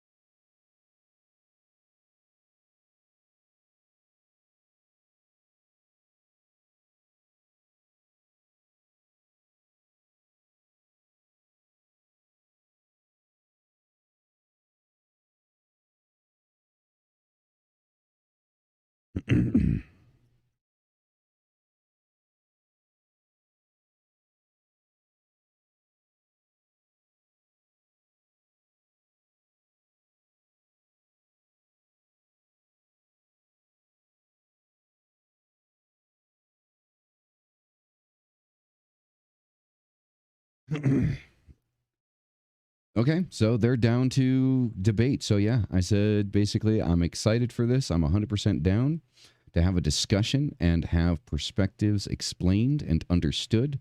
Not saying I'm going to agree with you, nor am I interested in you agreeing with me, but this is going to be an intellectual conversation of perspectives, then let's do it. Both of us reserve the right to end the conversation if we feel it becomes disrespectful to either of us. Email me and let's set a time and date. Looking forward to it. Boom. All right. There it is. United Kingdom. Okay. I was like, wait, what?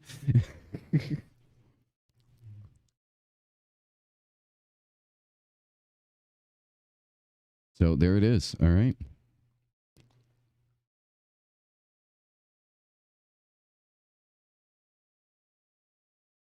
Oh wow. So it's got to be late for you now, though, right? Because it's 1 o'clock in the afternoon for me.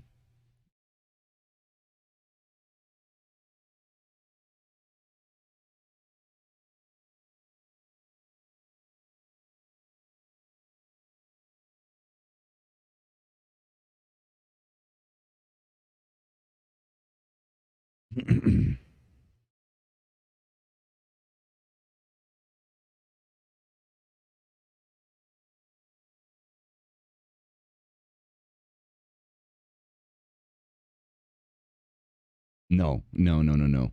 A person by the name of Eve Enlightened, which is apparently a very hardcore supporter of Melinda at 7:20 p.m. Okay.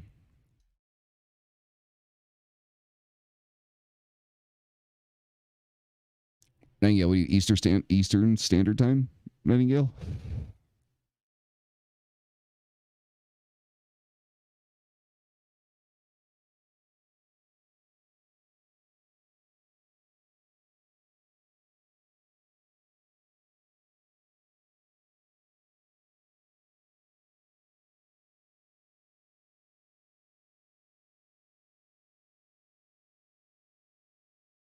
So, looking forward to getting Bonnie on here.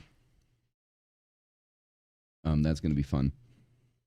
So, to continue that conversation that we were having earlier from yesterday, we'll probably have my podcast co-host come on here as well.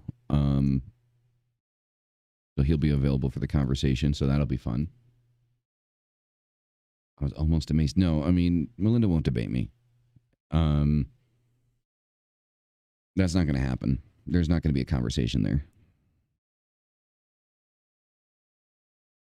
1:20 p.m. You're in your Central Standard along with me. It's 1:20 for me too.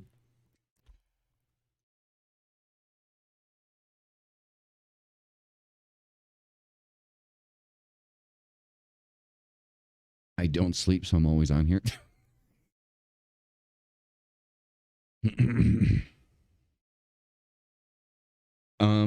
When it comes to questions, yes. Like if people have questions that they'd like to ask, but I relegate that to a specific time point, right? If you guys have questions prior, um, ask myself or someone else, then you're more than welcome to email those to me. And then I'll see which ones I can put in there, you know?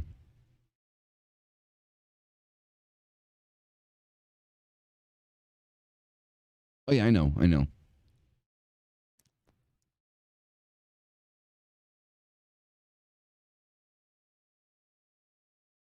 So I mean, I just do that to kind of keep things kind of like in a certain kind of like controlled format, so it's just not going all over the place. Like I just don't want it like the conversation's just going all over the place. Um, so I kind of want to keep it kind of like, all right. So with this particular situation, the way that this is going to end up working out is it's going to end up working out being I want to hear what this person's perspective on things is. So they're going to open up the conversation about who they are, what is it they do, things of that nature, and so on and so forth. And then I'll give my perspective, and then the conversation ensues, right? And it's just kind of like, why do you think this way? Why do you feel this way? I can almost guarantee you the question about, why do I feel it necessary to attack people is going to come up. That's going to be a question, and it's going to be worded that way. And I already know from the top of my head, I don't attack people. I make comment in regards to, you know, their comments about a belief system that I follow. Is kind of it's what I do now. Have I made fun of people for comedic value? You damn right I have. But I can also make fun of myself. I'm a 35-year-old man that wears 34-inch wide Janko pants, and I dress like a 20-year-old goth.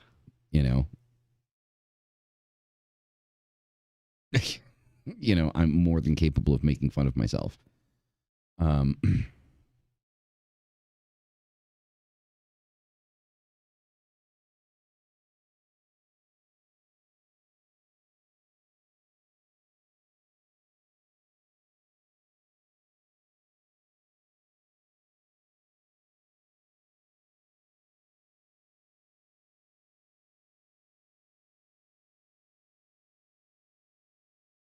Now that we're going into, now it looks like the thing is now that I'm agreeing to a debate, to a conversation, now the messages are more respectful.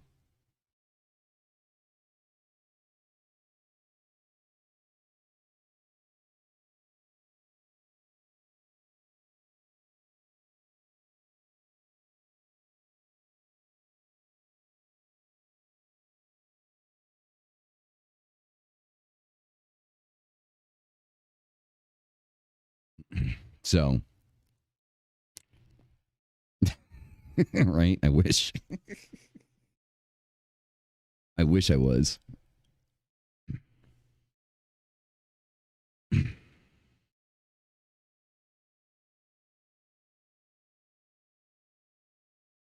From the beginning, wow, respect. No, I got into goth in the mid late 90s, into the 2000s. So I'm more, kind of like Nine Inch Nails, Marilyn Manson style goth most of the time. Obviously without the makeup. It's just because I'm too lazy. Like, I've got eyeliner right here. Like, I'm not, estranged to my eyeliner, but,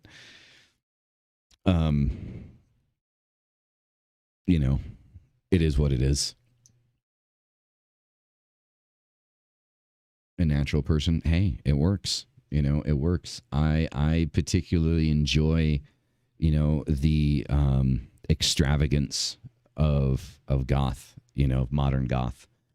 I think that, there is, I think clothing should be fun. I think that you should have fun the way that you dress. And I think that the expression, the external expression, of clothing, and decor and things like that is extremely important. Manson has been my favorite band since I don't know when. I've met him personally several times, sat down and got to speak to him. The last time I met him was in San Diego, and I was given 3 bottles of of his Mansinth, which is his branded absinthe, which I still have downstairs in my kitchen. I have still 1 bottle.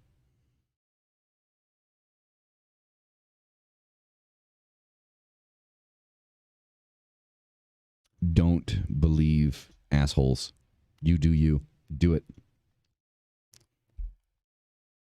Do it. And I do photo editing. I'll edit your photos for you for free.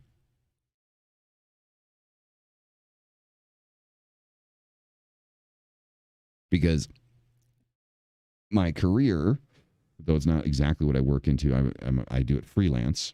I'm a graphic designer. So all of this stuff that you see, like everything, I do it. like the intros, the animations. I do everything that you see.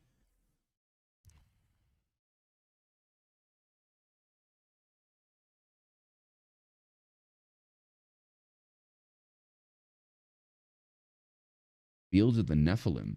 Never heard of it. Will do. Will do.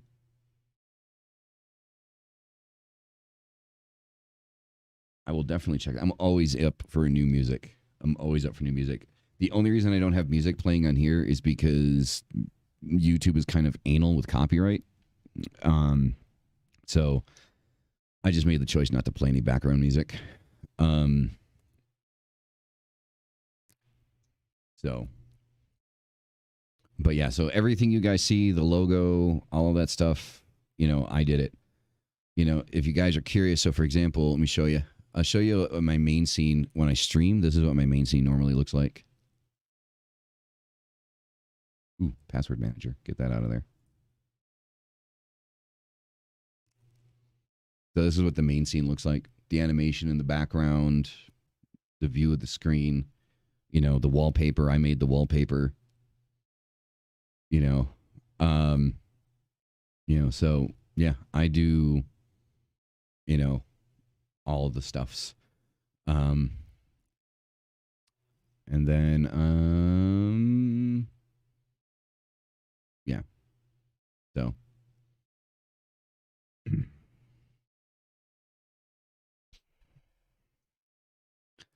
yeah, so I do it helps when you want to do content creation that if you can make your own stuff, like it's beneficial.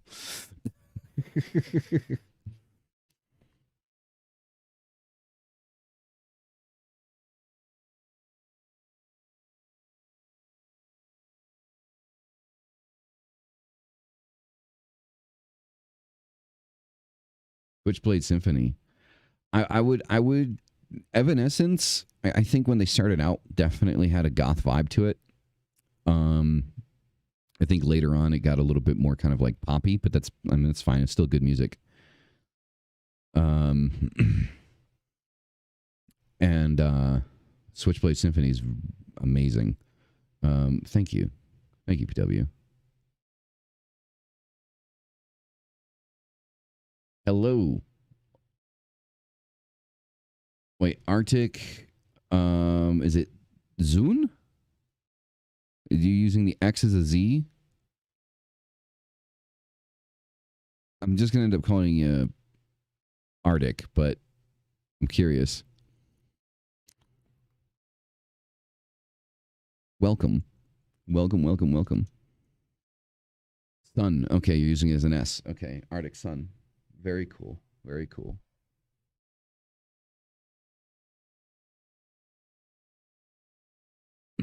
Well, welcome to the live. We're just kind of sitting here hanging out, just kind of talking about pretty much everything. Good to have you. The more the merrier, I always say. So yeah, I do freelance. I do freelance work with graphic design, and I do that with like streamers on Twitch. So, right now I'm working on a couple of complicated commissions that are just like boggling my mind, but it pays, so it works.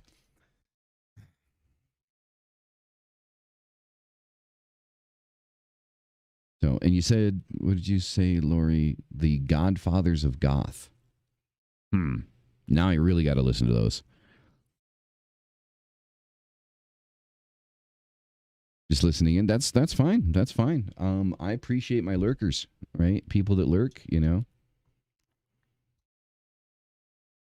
I did that. I got my GED when I was 16, actually. So I dropped out of high school. Honestly, couldn't stand the drama. Young me believed that the drama would stop when I left high school. I was wrong. Very wrong. It just continues and gets bigger. But, yeah. So I took the, dropped out, got the GED, took the GED test when I was 16, passed it, went directly into university. Finished university right before I turned 20. Um, and then I left the country.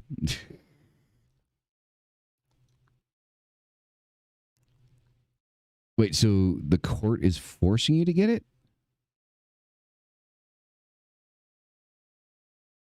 Am I understanding that right?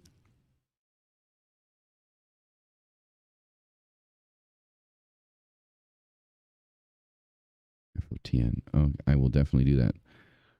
Really? Wow, I've never heard of that before. I've never heard of them forcing somebody to do that before. I would assume that that would be your decision. I'm not going to ask you to get into like the gritty details as to why or anything like that. But you know that's your business. I don't want to pry.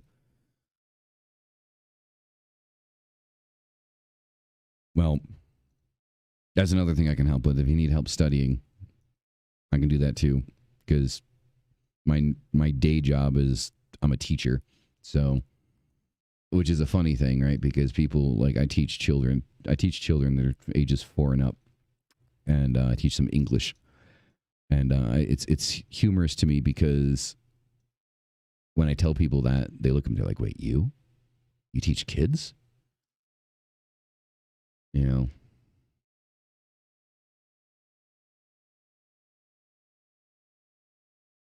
on your bachelor's, online classes, different but difficult, understandable. I do a bunch of certificates, words. I do certificate courses, like here and there to kind of update my knowledge on things, like with After Effects and Photoshop and stuff like that, just to kind of make sure that I'm still, in the know of how things work and function. When it comes to technology, like I'm constantly jumping on the bandwagon of what the newest thing is because I don't want to get left behind.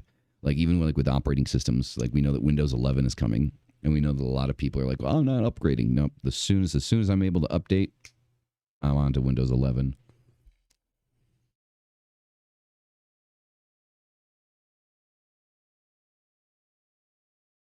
Well, that's good. That's good. You know, and I think as parents, I mean, I think that's like the only thing that we can actually kind of like truly kind of hope for, right? I'm not surprised. Well, um, people start calling me out on it when they know that I'm a teacher. They start calling. It's like, look, your teacher is showing. It's like, yeah. Um, so I think as parents, it's the best thing that we can do. I mean, our immortality is, directly connected to our children. So providing them with the things that we weren't able to provide ourselves with, or that our families weren't able to provide us with, is yeah. I am, and because I deal with kids most of the time, I'm a banana, is what I am. I'm a banana, a potato, sometimes a blueberry. You know,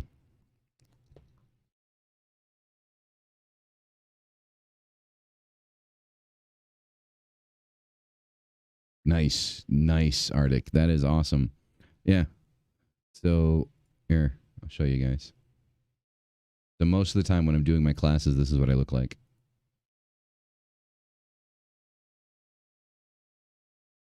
It's kind of creepy because it's black and white with just red eyes, right? But normally you can see all the yellow on a normal screen. But, this is normally what I am. Or, a potato. We go to the potato route. So that's what I do. Kids love it. They dig it. They have fun with it.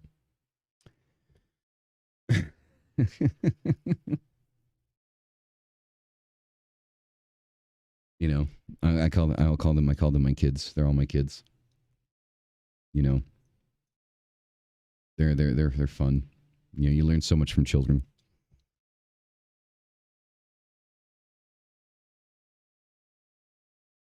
But hey, you know what? I mean, according to some people out there, I'm just an evil devil worshiper that sacrifices babies and animals, right? So they've never talked to me, but apparently they know things about me that I don't know. An anemic banana. Yeah.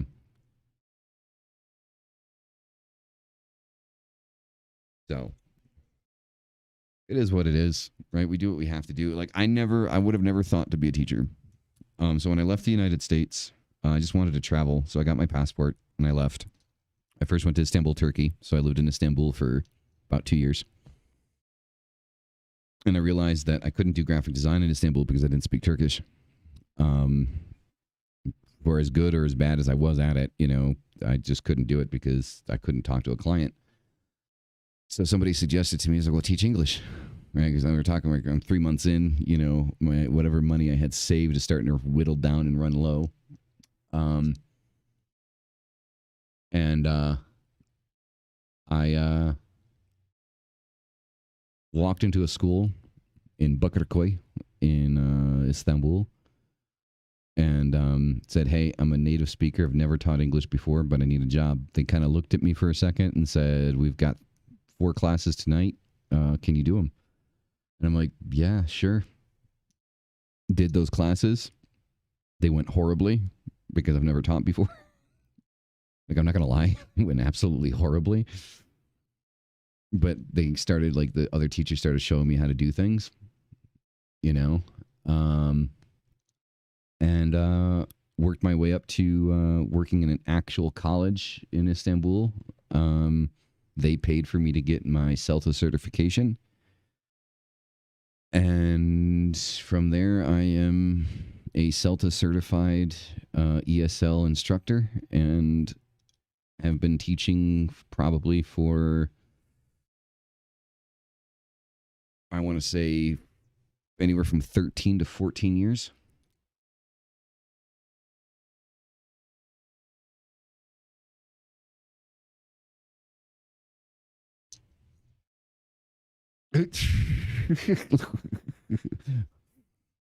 Lori's kind of taking it personally. I'm my bad.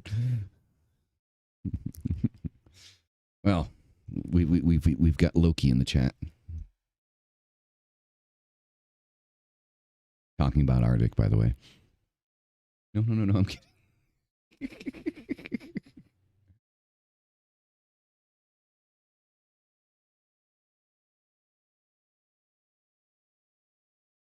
And living in Mexico, working online, teaching kids. It's great. I love my job. I love the fact that I get enough free time to do this. I really need more tea. I'm sitting here like drinking like whatever's leaking out of the tea bags.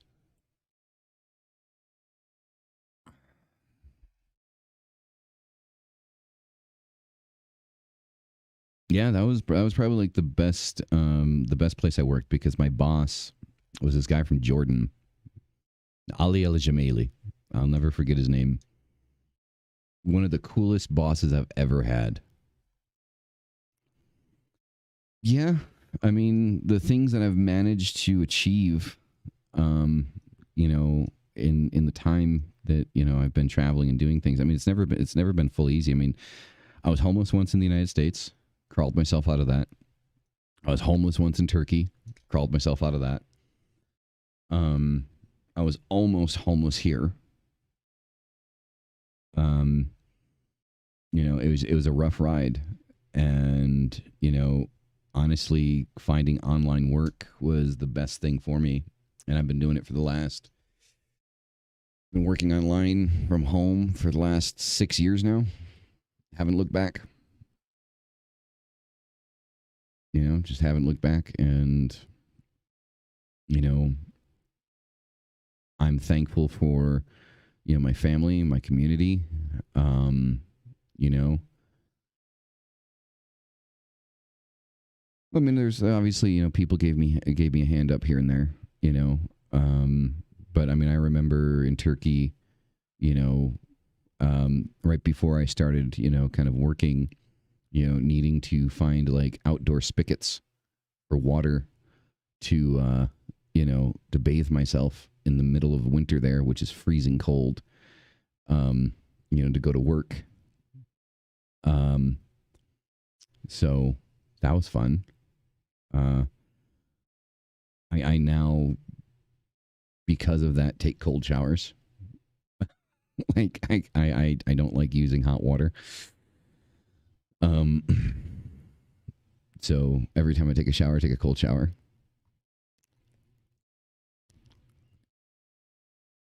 A friendly neighbor hate towards each other. It's is that like New York City and New Jersey? Like that's what it sounds like.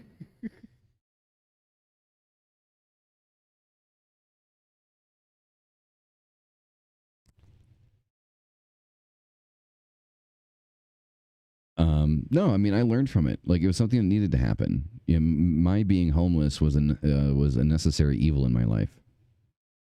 You know, um, it's something that had to happen in my life. Um, and I learned from it. I learned that when things get difficult in life, not to freak out, not to get scared. To keep your head about you. It doesn't burn, but I got so used to cold water that you know, like I just do it. Like I mean, it's not that I won't take a hot shower. Like for example, like if I end up having back pain or something like that, I'll turn the hot water on, which will loosen up the muscles. But generally speaking, if I'm just taking a shower to get clean, like I just turn on the cold water, jump in, wash everything that needs to be washed, and get out. I shower in about 5 minutes. Anywhere between 5 to 7 minutes is what it takes me to take a shower.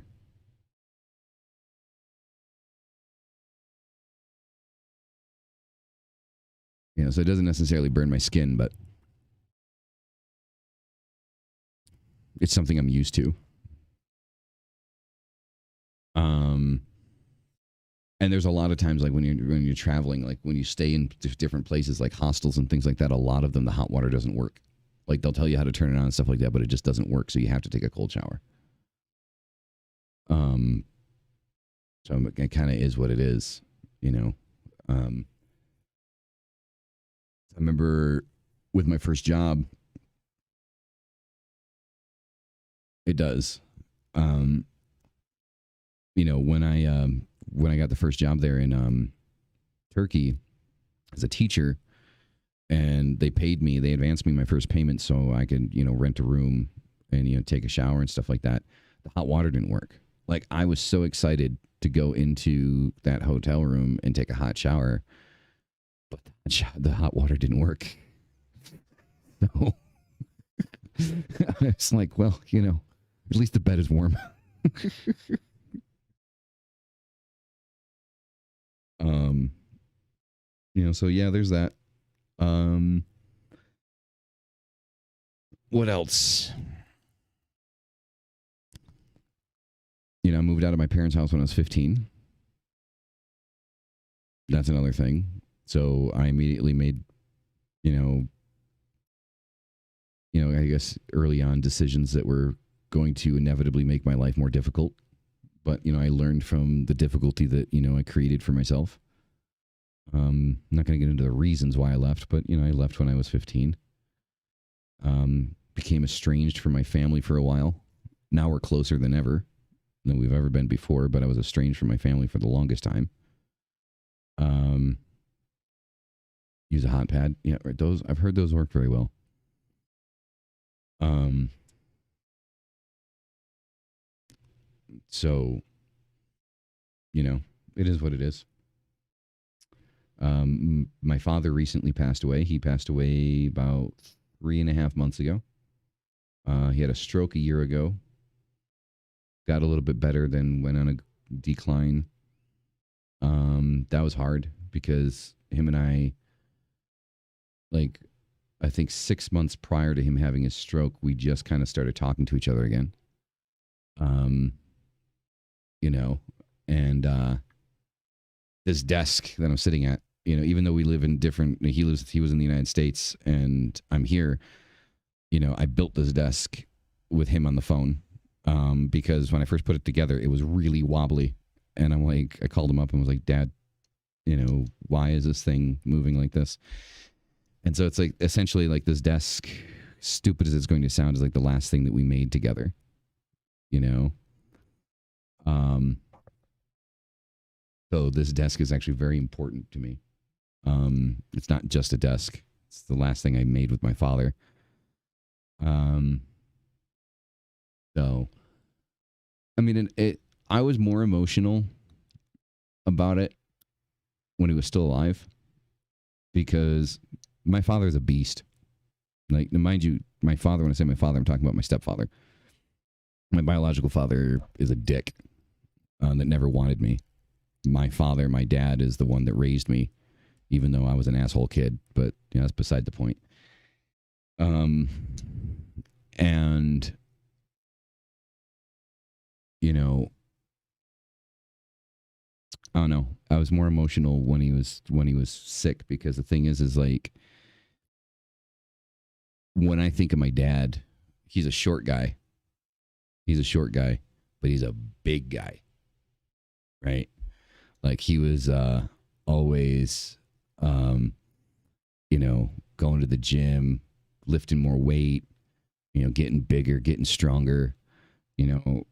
Like he was a tank. Like he was like God himself couldn't stop my father. Like if God, Jesus, and the devil came and said, stop, he would plow through them. Like that's the image that I have of my father. And to see him fragile and weak, it broke me to see him like that. Like I couldn't look at him without crying. Like I just couldn't, and I felt horrible because he loved talking to me. Like his face would light up like a child looking at ice cream, I guess, or seeing Santa Claus for the first time. When he would talk to me because, even though I'm not his blood son, he told me time and time again, you're my oldest son. And the one thing I always wanted when I was growing up was to hear him tell me that he was proud of me. And I'm thankful that I had the opportunity to hear him say those words many times over before his passing. That he's very proud of me. He's proud of the things that I've done in my life. And I mean, I'm choking up right now just thinking about it. To hear him say that he's proud of me gave me such strength. But then to see him so fragile. I mean, it just broke me. And then I think when he actually passed away, what kills me is the last thing I said to him, because my mother was telling me, is like, he's not eating. We can't get him to eat. He's losing too much weight. There's a lot of things just going on. He doesn't want to go to the hospital. And, when I talked to him, his face, I felt so horrible because his face lit up because he was so happy to see me. And I was crying and I looked at him. I said, Dad, do you want to die? Was the last thing I asked him. And he said, no. And I said, then go to the hospital so they can help you. It was literally that night in the hospital that he died. And I was like, I cut him off from everybody. I feel guilty because I cut him off from my brother and my sister. Like my mother was in the room with him when he passed, but because of the COVID restrictions, not everybody was allowed to go in and go see him. Me, I'm down here, right? So I can't go up there. I mean, I called my mom on Skype and I got to see him in the bed sleeping. And she told me that they gave him, at most a month, but what they thought was, is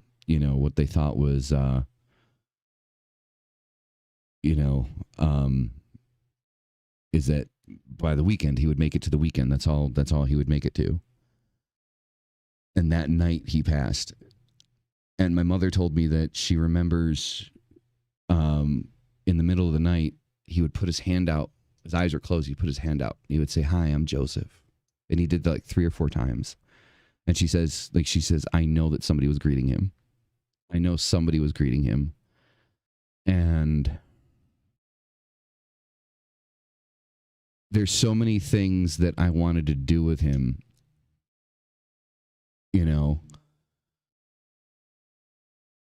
that I didn't get to do. Um, so I don't know. Didn't mean to get into the emotional aspect of my life here, guys. Sorry. Uh, but I'm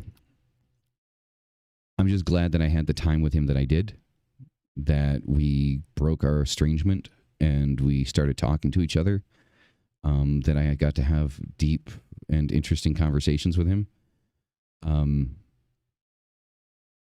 yeah, I mean, obviously, like, it's always more difficult for the ones left behind. Of course, I want him still here, but I know that that's not going to happen.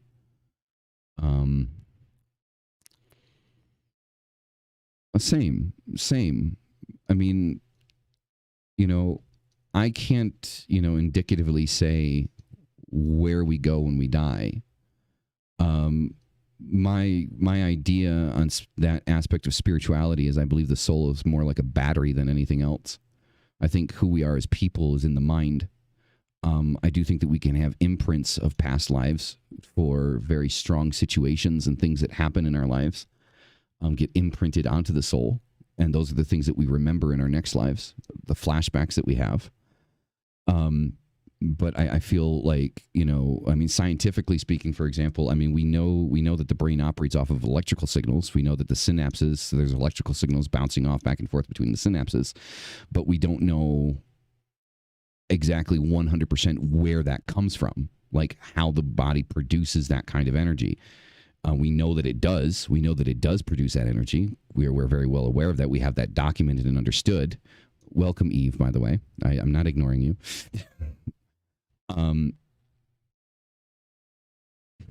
But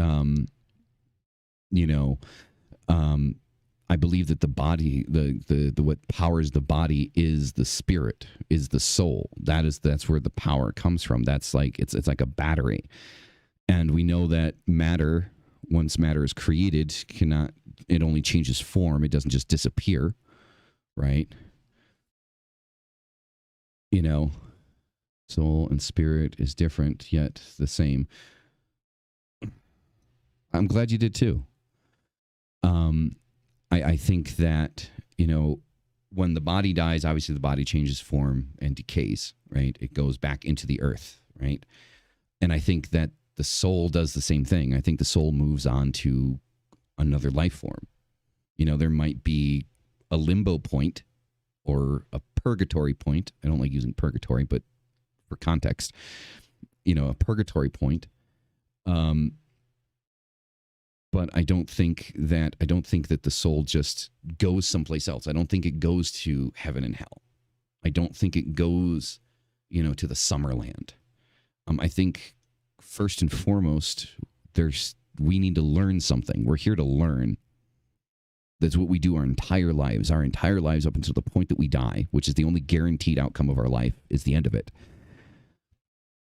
Is that we're here to learn something. And each and every time that we learn something, we learn different things in our lives, different things that are important to us, whether that's how to live your life, whether that's spirituality, whatever that learning experience is. You're here in a specific position to learn something. And we are all teachers and we are all students. And I think that there are many different evolutions of that we have to come back and we have to learn again. Right. So I think that that's where, that kind of comes, where my idea on afterlife is reincarnation. How many times it takes, how long it takes, I have no idea. I don't know. I do believe that when you learn what you're supposed to, when you've reached that higher level of self, I think that that's it. And it doesn't take a single lifetime for that to happen. I mean, at least that's my idea on it. The Matrix. You're not the first person to tell me that, a Nightingale. Soul's the lower level vibration. The energy spirit is the higher aspect, and is why I need to write my book. It doesn't. Heaven and hell are human words. See, you know what, Eve? I made a comment about this earlier, and because you're here, I'm going to ask you. I'm actually going to ask you. I'm not going to make a comment. I'm going to ask you. See, I see a lot of people nowadays because the whole vibrational thing is new. Like, I mean, in my take, I'm not saying it is new. I'm saying it's new to me. I've been doing this for over 20 years. And I understand the idea of energy and that energy is vibrational in nature. But I don't fully subscribe to this idea that good in the concepts of good and evil or positive or negative are indicative of energy vibrating. Like, if you could explain a little bit.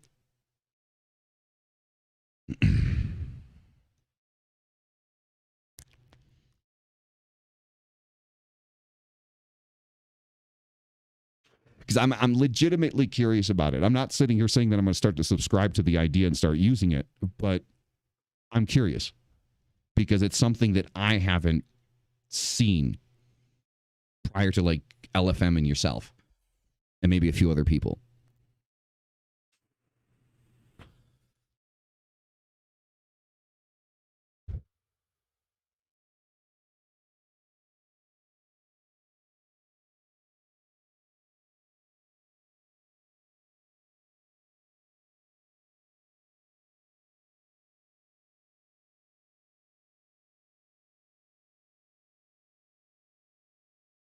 Thank you for listening.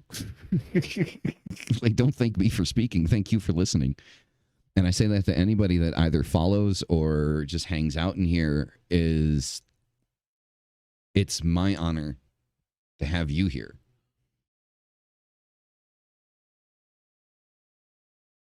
But I gotta go. I hope you have fun. Be nice and respectful. Thanks, PW. Have a good one.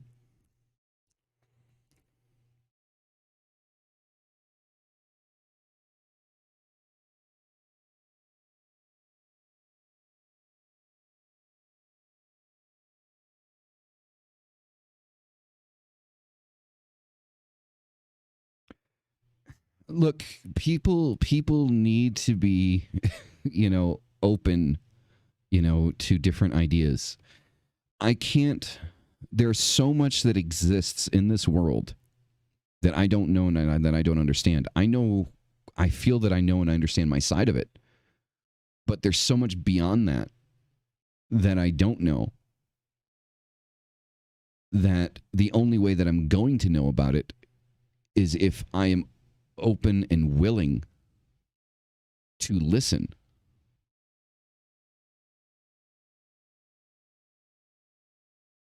See you later, Lori. Take care. That's the only way that I'm going to be able to kind of,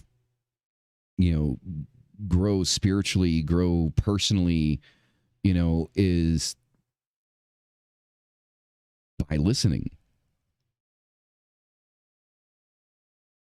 I still have questions, but I get where you're coming from and I get what you're trying to explain, but I do want to go in deeper with it. Like, I would love to go deeper with it.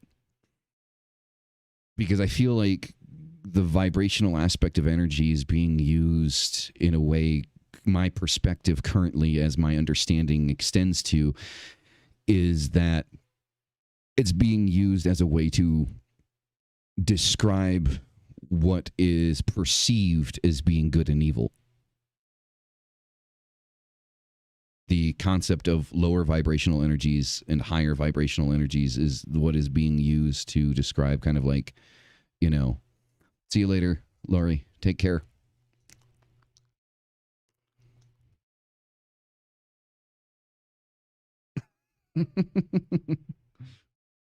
Well, I'm glad that you're enjoying it.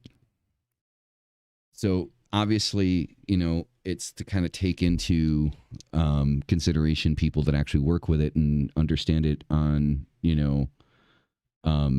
a deeper level than I do. So,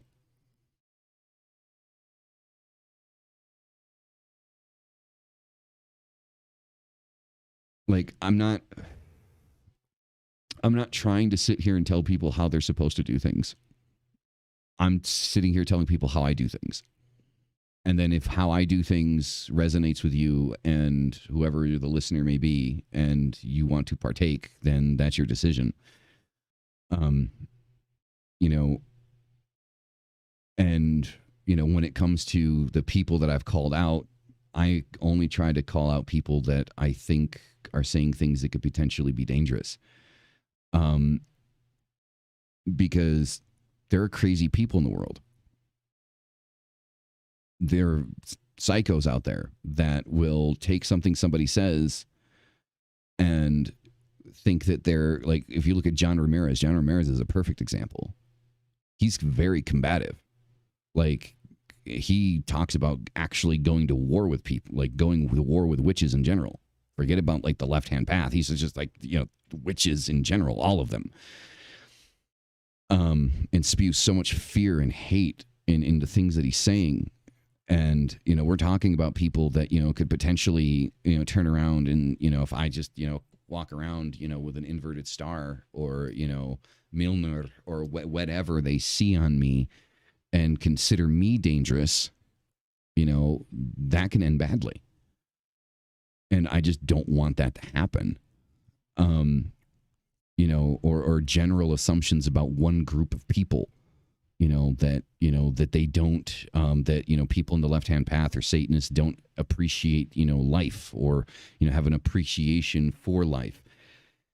Comments like that are the things that kind of set me off, because I'm not out here trying to start a war with anybody.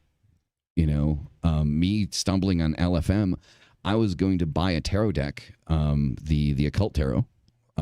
I purchased it. It's sitting on my altar. And I was just wanted to figure out what the cardstock was. That's all I wanted to know. I was looking up YouTube videos for cardstock. That's it. That's all I was looking up. And then I saw her video that said Demon Terror. And I was like, I was curious. And there was so much that was said in that video that for me personally, I didn't agree with, that I thought was out of context and not correctly stated. Assumptions that were made, accusations that were said, contradictions. I'm obviously, yeah, we're all human. We all contradicted ourselves eventually at some point, but you know, it's part of like, you know, growing as a human being, right? Like you believe one thing at one point, and then as you grow and you learn more, you know, learn something else. But I just felt the urge to make a video about it. And then it just kind of picked up from there. And that wasn't the intention. I wasn't intentionally trying to do that. I mean, my YouTube channel was like more for artistic videos that I was playing around with, you know, prior to that. Like I would play with like editing techniques and things like that, and I would upload something. You know, all of this is by accident. You know, but what I would like to see is that, from my understanding, what I'm seeing is that a lot of us are occultists to one degree or another. And I think the thing is the one thing I think we should be, you know, actively trying to stand against is evangelical extremism, which is the most dangerous thing to us, because these are people that are, you know, trying to push for, you know, the burning times again, essentially. And if the more of this content you watch, the more extreme it gets, the deeper you go into it. And that's just my fear. You know, I have a 6-year-old son, and he's the, like, I love him with all my heart.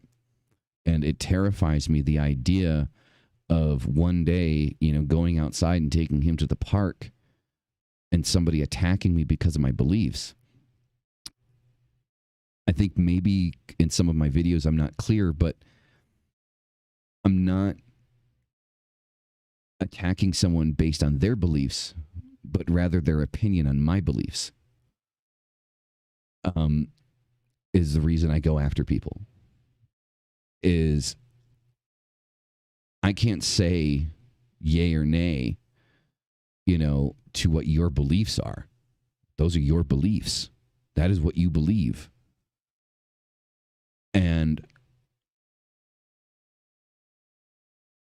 I wouldn't think of, trying to change what somebody believes.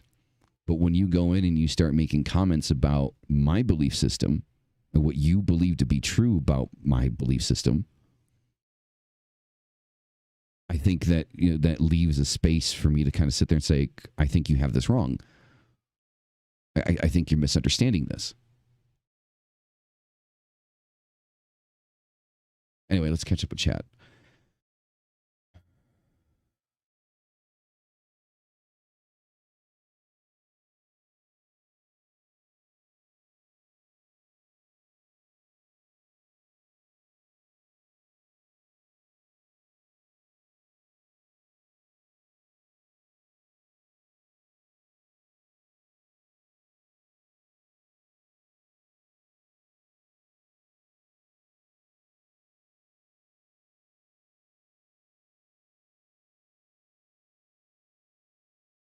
Awesome, Arctic. I mean, I'm sorry about the accident. I mean, I'm glad you had a life altering experience because of it. I do hope that your accident didn't leave any permanent damage.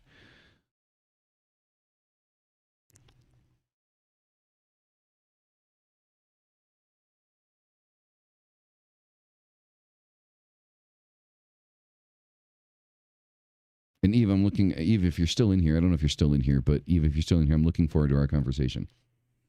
I'm looking forward to picking your brain.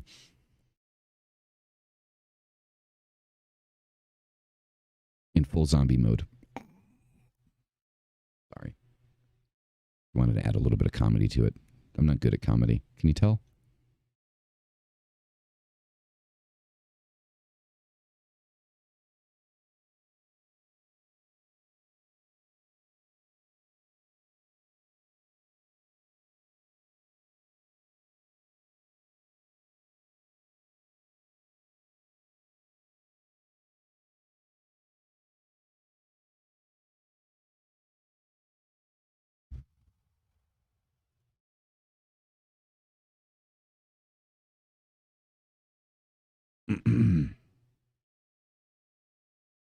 So,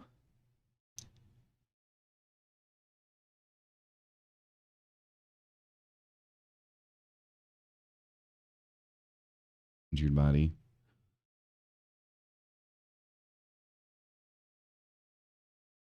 Ooh. Oh, you're good now. That's good though. That's good. That's good that you're good now. I'm glad.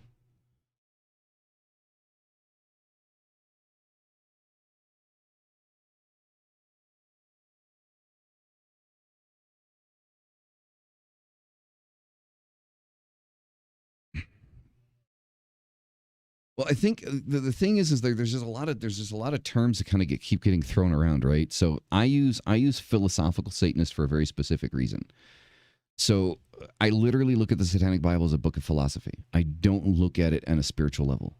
I don't read the Satanic Bible in a way that is indicative of like somebody reading the Bible, right? Or somebody that would read the Bible looking for God, right? I don't read the Satanic Bible in, the sense of I'm looking for, Lucifer or Satan, to worship. It's all good, Arctic. I look at, you know, the words that Anton LaVey wrote in that book as being something that is highly relevant to, living your life to, your fullest potential, right? Is that understanding that your needs and your necessities are not sinful. Like your needs or your wants, needs and necessities are the same thing. Your needs and your wants are not sinful, and, I've never claimed that, all Satanists are that way or that all Luciferians are that way. I generally drive a very hard distinction between Satanism and, Luciferianism. Satanism can be philosophical the way that I take it, or Satanism can also be spiritual. to the point where you do work rituals and things like that, for to Satan, to Lucifer, um, as much as like any other occultist would do ritual work with any other deity or entity. Um, I don't subscribe to that part of it. Luciferians are more specific that they do believe in God and the devil, and they believe that the roles are reversed. They believe that Lucifer is the light and God is the actual devil. It's an interesting take, and then not all Luciferians go that way either. It's very like you have like these general ideas and then subsections that kind of fall underneath it of how people kind of like change things to their own belief system. It's much like how the Bible works. If like there's many different. There's the Old Testament, there's the New Testament, there's the King James version. There's a lot going on there. That kind of changes things. Back and forth. Um, and it's just kind of something to kind of like take into consideration. My work with Baphomet, like I said, I mean, what I've learned through my work with Baphomet is Baphomet as an entity, as a deity, is tired of being compared or used as the devil. When I went into the automatic writing by accident, hold on a second. When I went into the automatic writing, um, you know, I've never done that before. I never tried. Wait, hold on a second.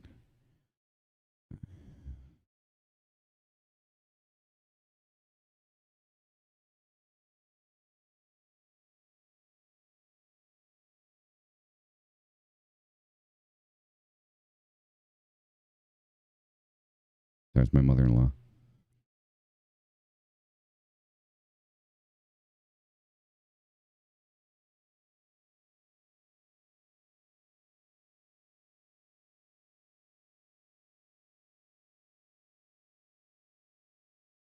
Wow. Okay. Um,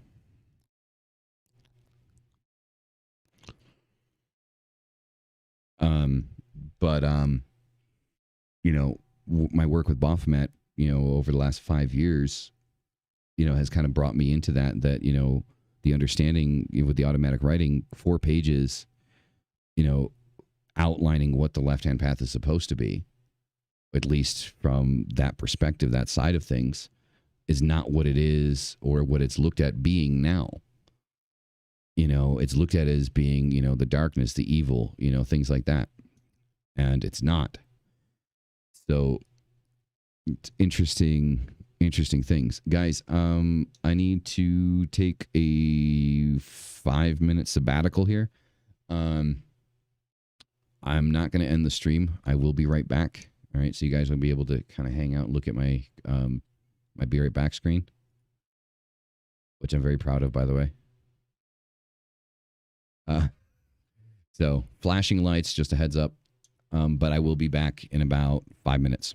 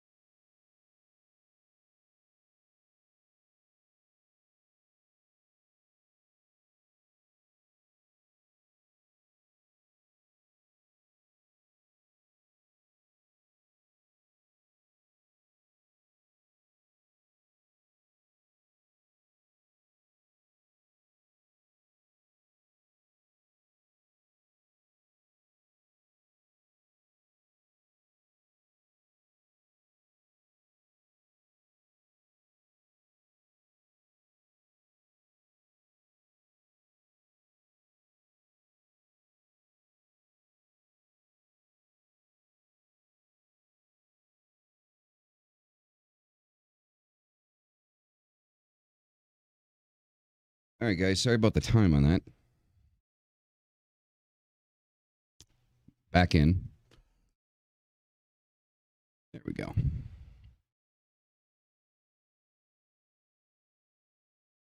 Oh, apologies, but had to do family things quickly. Now let's see. It should be about that time.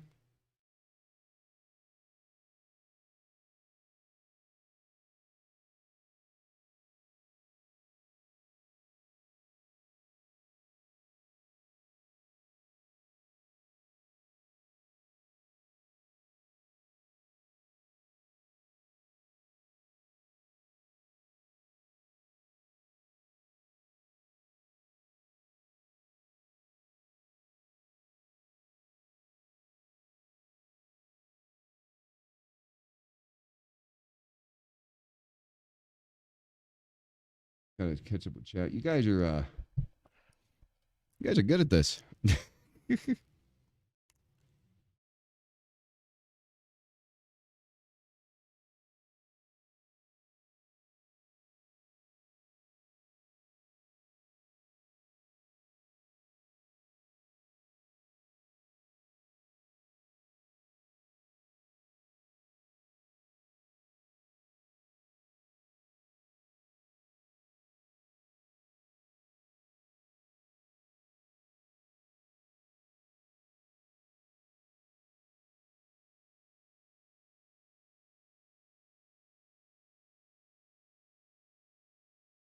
Yeah.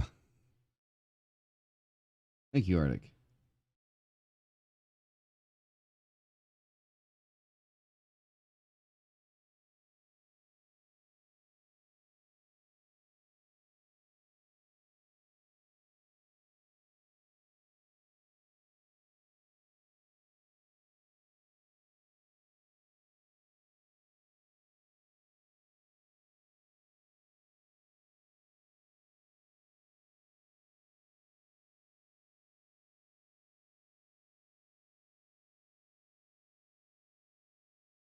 Can't believe we've been on for 3 hours already.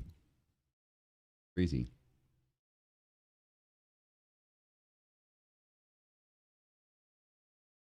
Nobody has gotten a hold of me yet for this talk that we're supposed to be having here. Um, that's kind of interesting.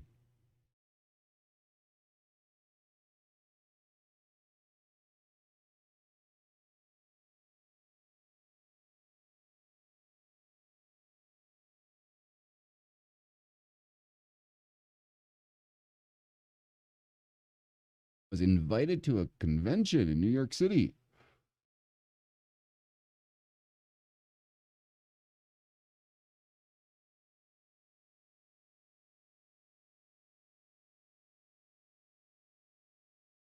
+20 bands, special guests, performers, panels, presentations, club nights, vendors, and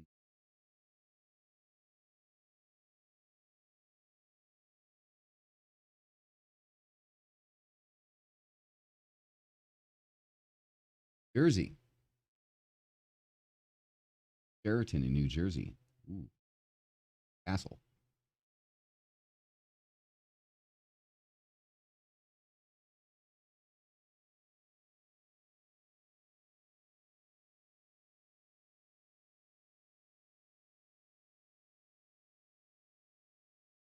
$10 to $200. Okay.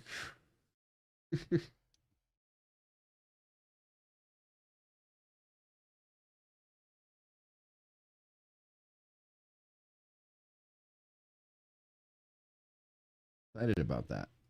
Nice.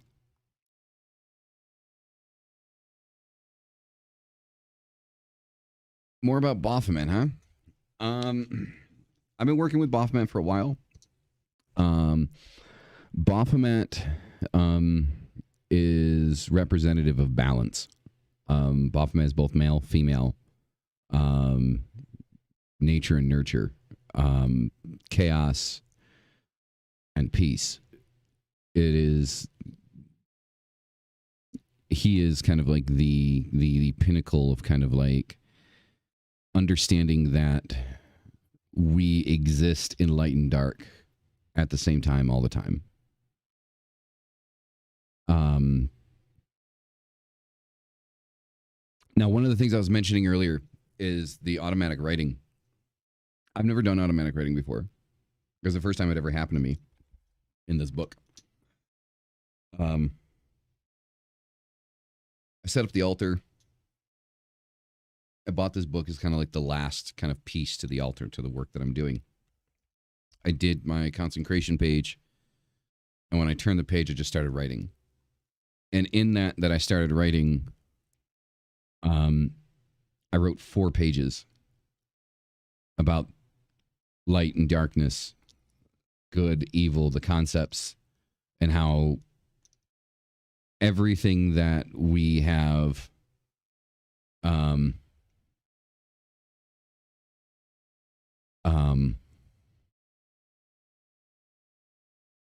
everything that we understand about light and dark is wrong. Our concepts or understandings of good and evil are wrong. That good and evil are perceptions of intention. But light and dark, day and night, they exist simultaneously at the same exact time. And even if you look at it from a worldview, it's 100% true, because at a worldview, when we're thinking about light and dark and, day and night, for me right now, it's daytime. Somewhere in the world, it's not. It's nighttime.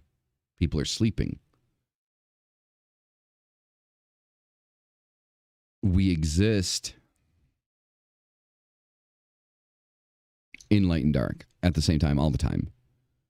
And to follow the left-hand path is to merely understand that you can work with the darkness of different deities. It's not just Baphomet. It's not just hell. It's not just, Satanism. It's any pantheon. It's an understanding that nothing is always light and nothing is always dark, that they exist at the same time with each other simultaneously. Working with Baphomet is the epitome of that.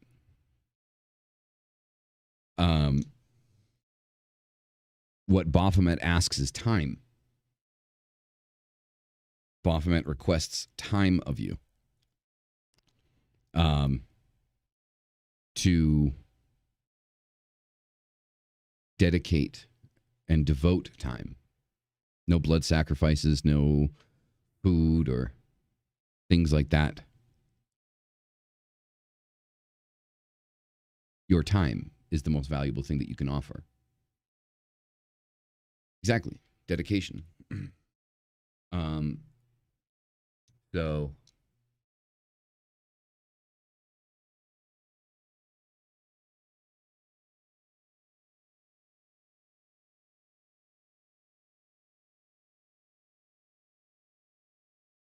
So it's my understanding thus far. And everything that I've kind of gone into, I've talked to several people about this. They believe that, Baphomet wants me to writing, or to allow him to write through me. Suppose. I'm not sure how I feel about that idea. And that's not saying that it's a bad thing, because I don't view it as a bad thing. But I do see that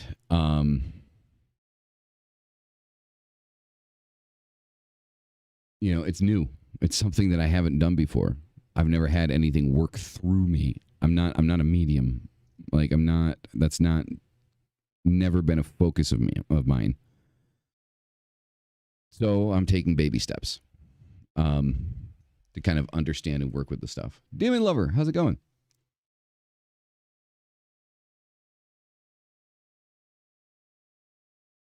So, but I can definitely say that if you want to work with a deity that definitely encompasses balance, it's definitely Baphomet.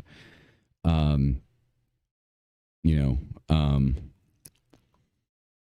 like I said, like the primary message that I got is from Baphomet was that um, he's a bit tired of being used as everybody's Satan. So we'll continue the writing and we'll see where it goes and what else we learn. Um, I was even told that the sigil that we use as the sigil of Baphomet isn't his sigil, which at the end of the day kind of makes sense because it was created in 1966 by Anton LaVey for the Church of Satan. Um, mm-hmm. So it's kind of pushed me into a direction where um, I want to know even more. Right? It's not scaring me off, but it's something that I want to take. I want to take my time with, and I want to do it correctly. So, like, the more people that I can talk to that are actual mediums and things like that, or channels, then the better off I'm going to be because I've never done this shit before, and I don't know if there's any precautions that I need to take or anything like that. So, let's see what people tell me.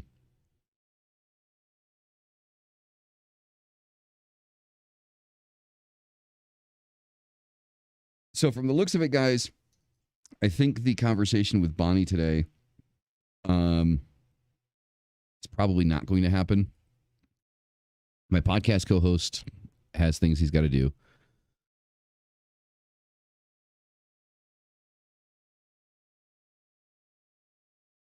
The less I seem to drink, the more I seem. Makes no sense.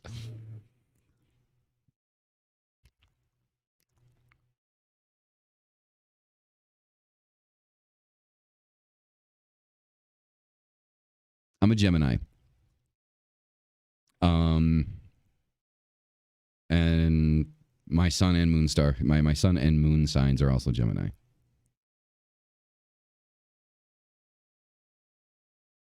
Well, the thing is the understanding that I have through the writing that I did is that if I continue to prove myself, he will give me his actual sigil. But in time, so I have to prove myself through more devotion and dedications to reach that point of obtaining the sigil. And this is something that excites me because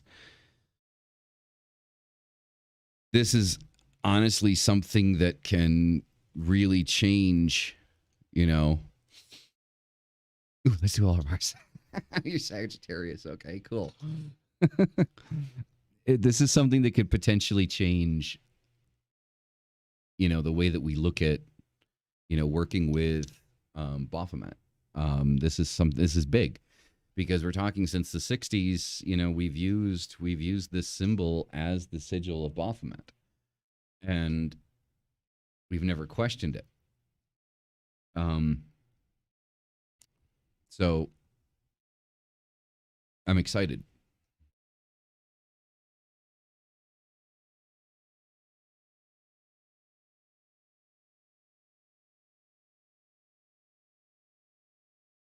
Man, nothing spooky or spiritual is happening, but um,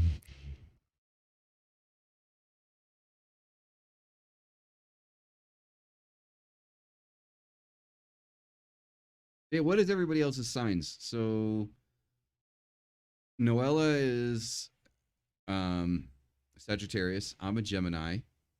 Arctic, what are you?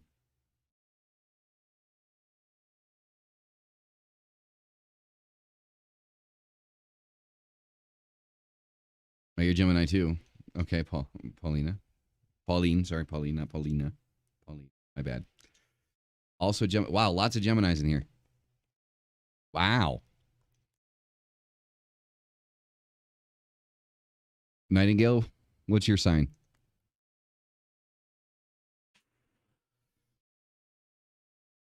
Well, ladies and gentlemen, welcome to the Gemini convention.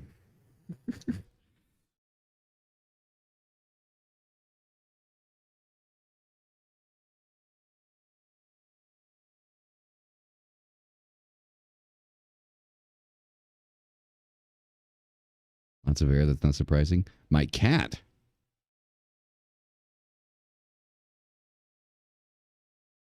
Yes, I am a Gemini.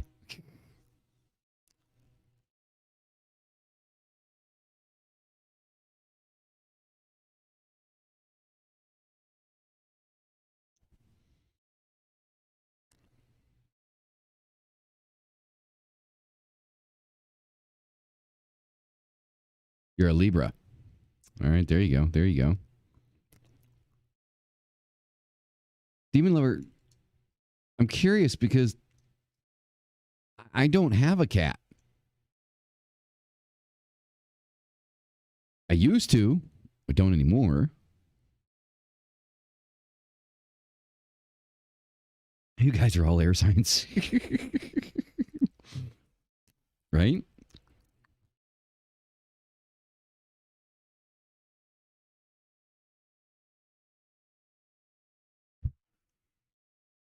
All right, guys. I'm going to call it right there. That is going to be it for today. We've been on for 3 hours. 3 hours and 20 minutes to be exact. I had fun. I'm probably going to end up doing 2 lives on here a month. I don't know what days. I think probably like whenever, I kind of feel like doing it. But I'm going to call it right there. I greatly appreciate you guys being here and hanging out, and being a part of this community. Not for you guys, I wouldn't be doing this. So, I'm humbled and I'm honored to have you guys here. So you guys have a wonderful day, and I'll catch you guys in the next one. Yeah. All right. You guys have a good one. Bye.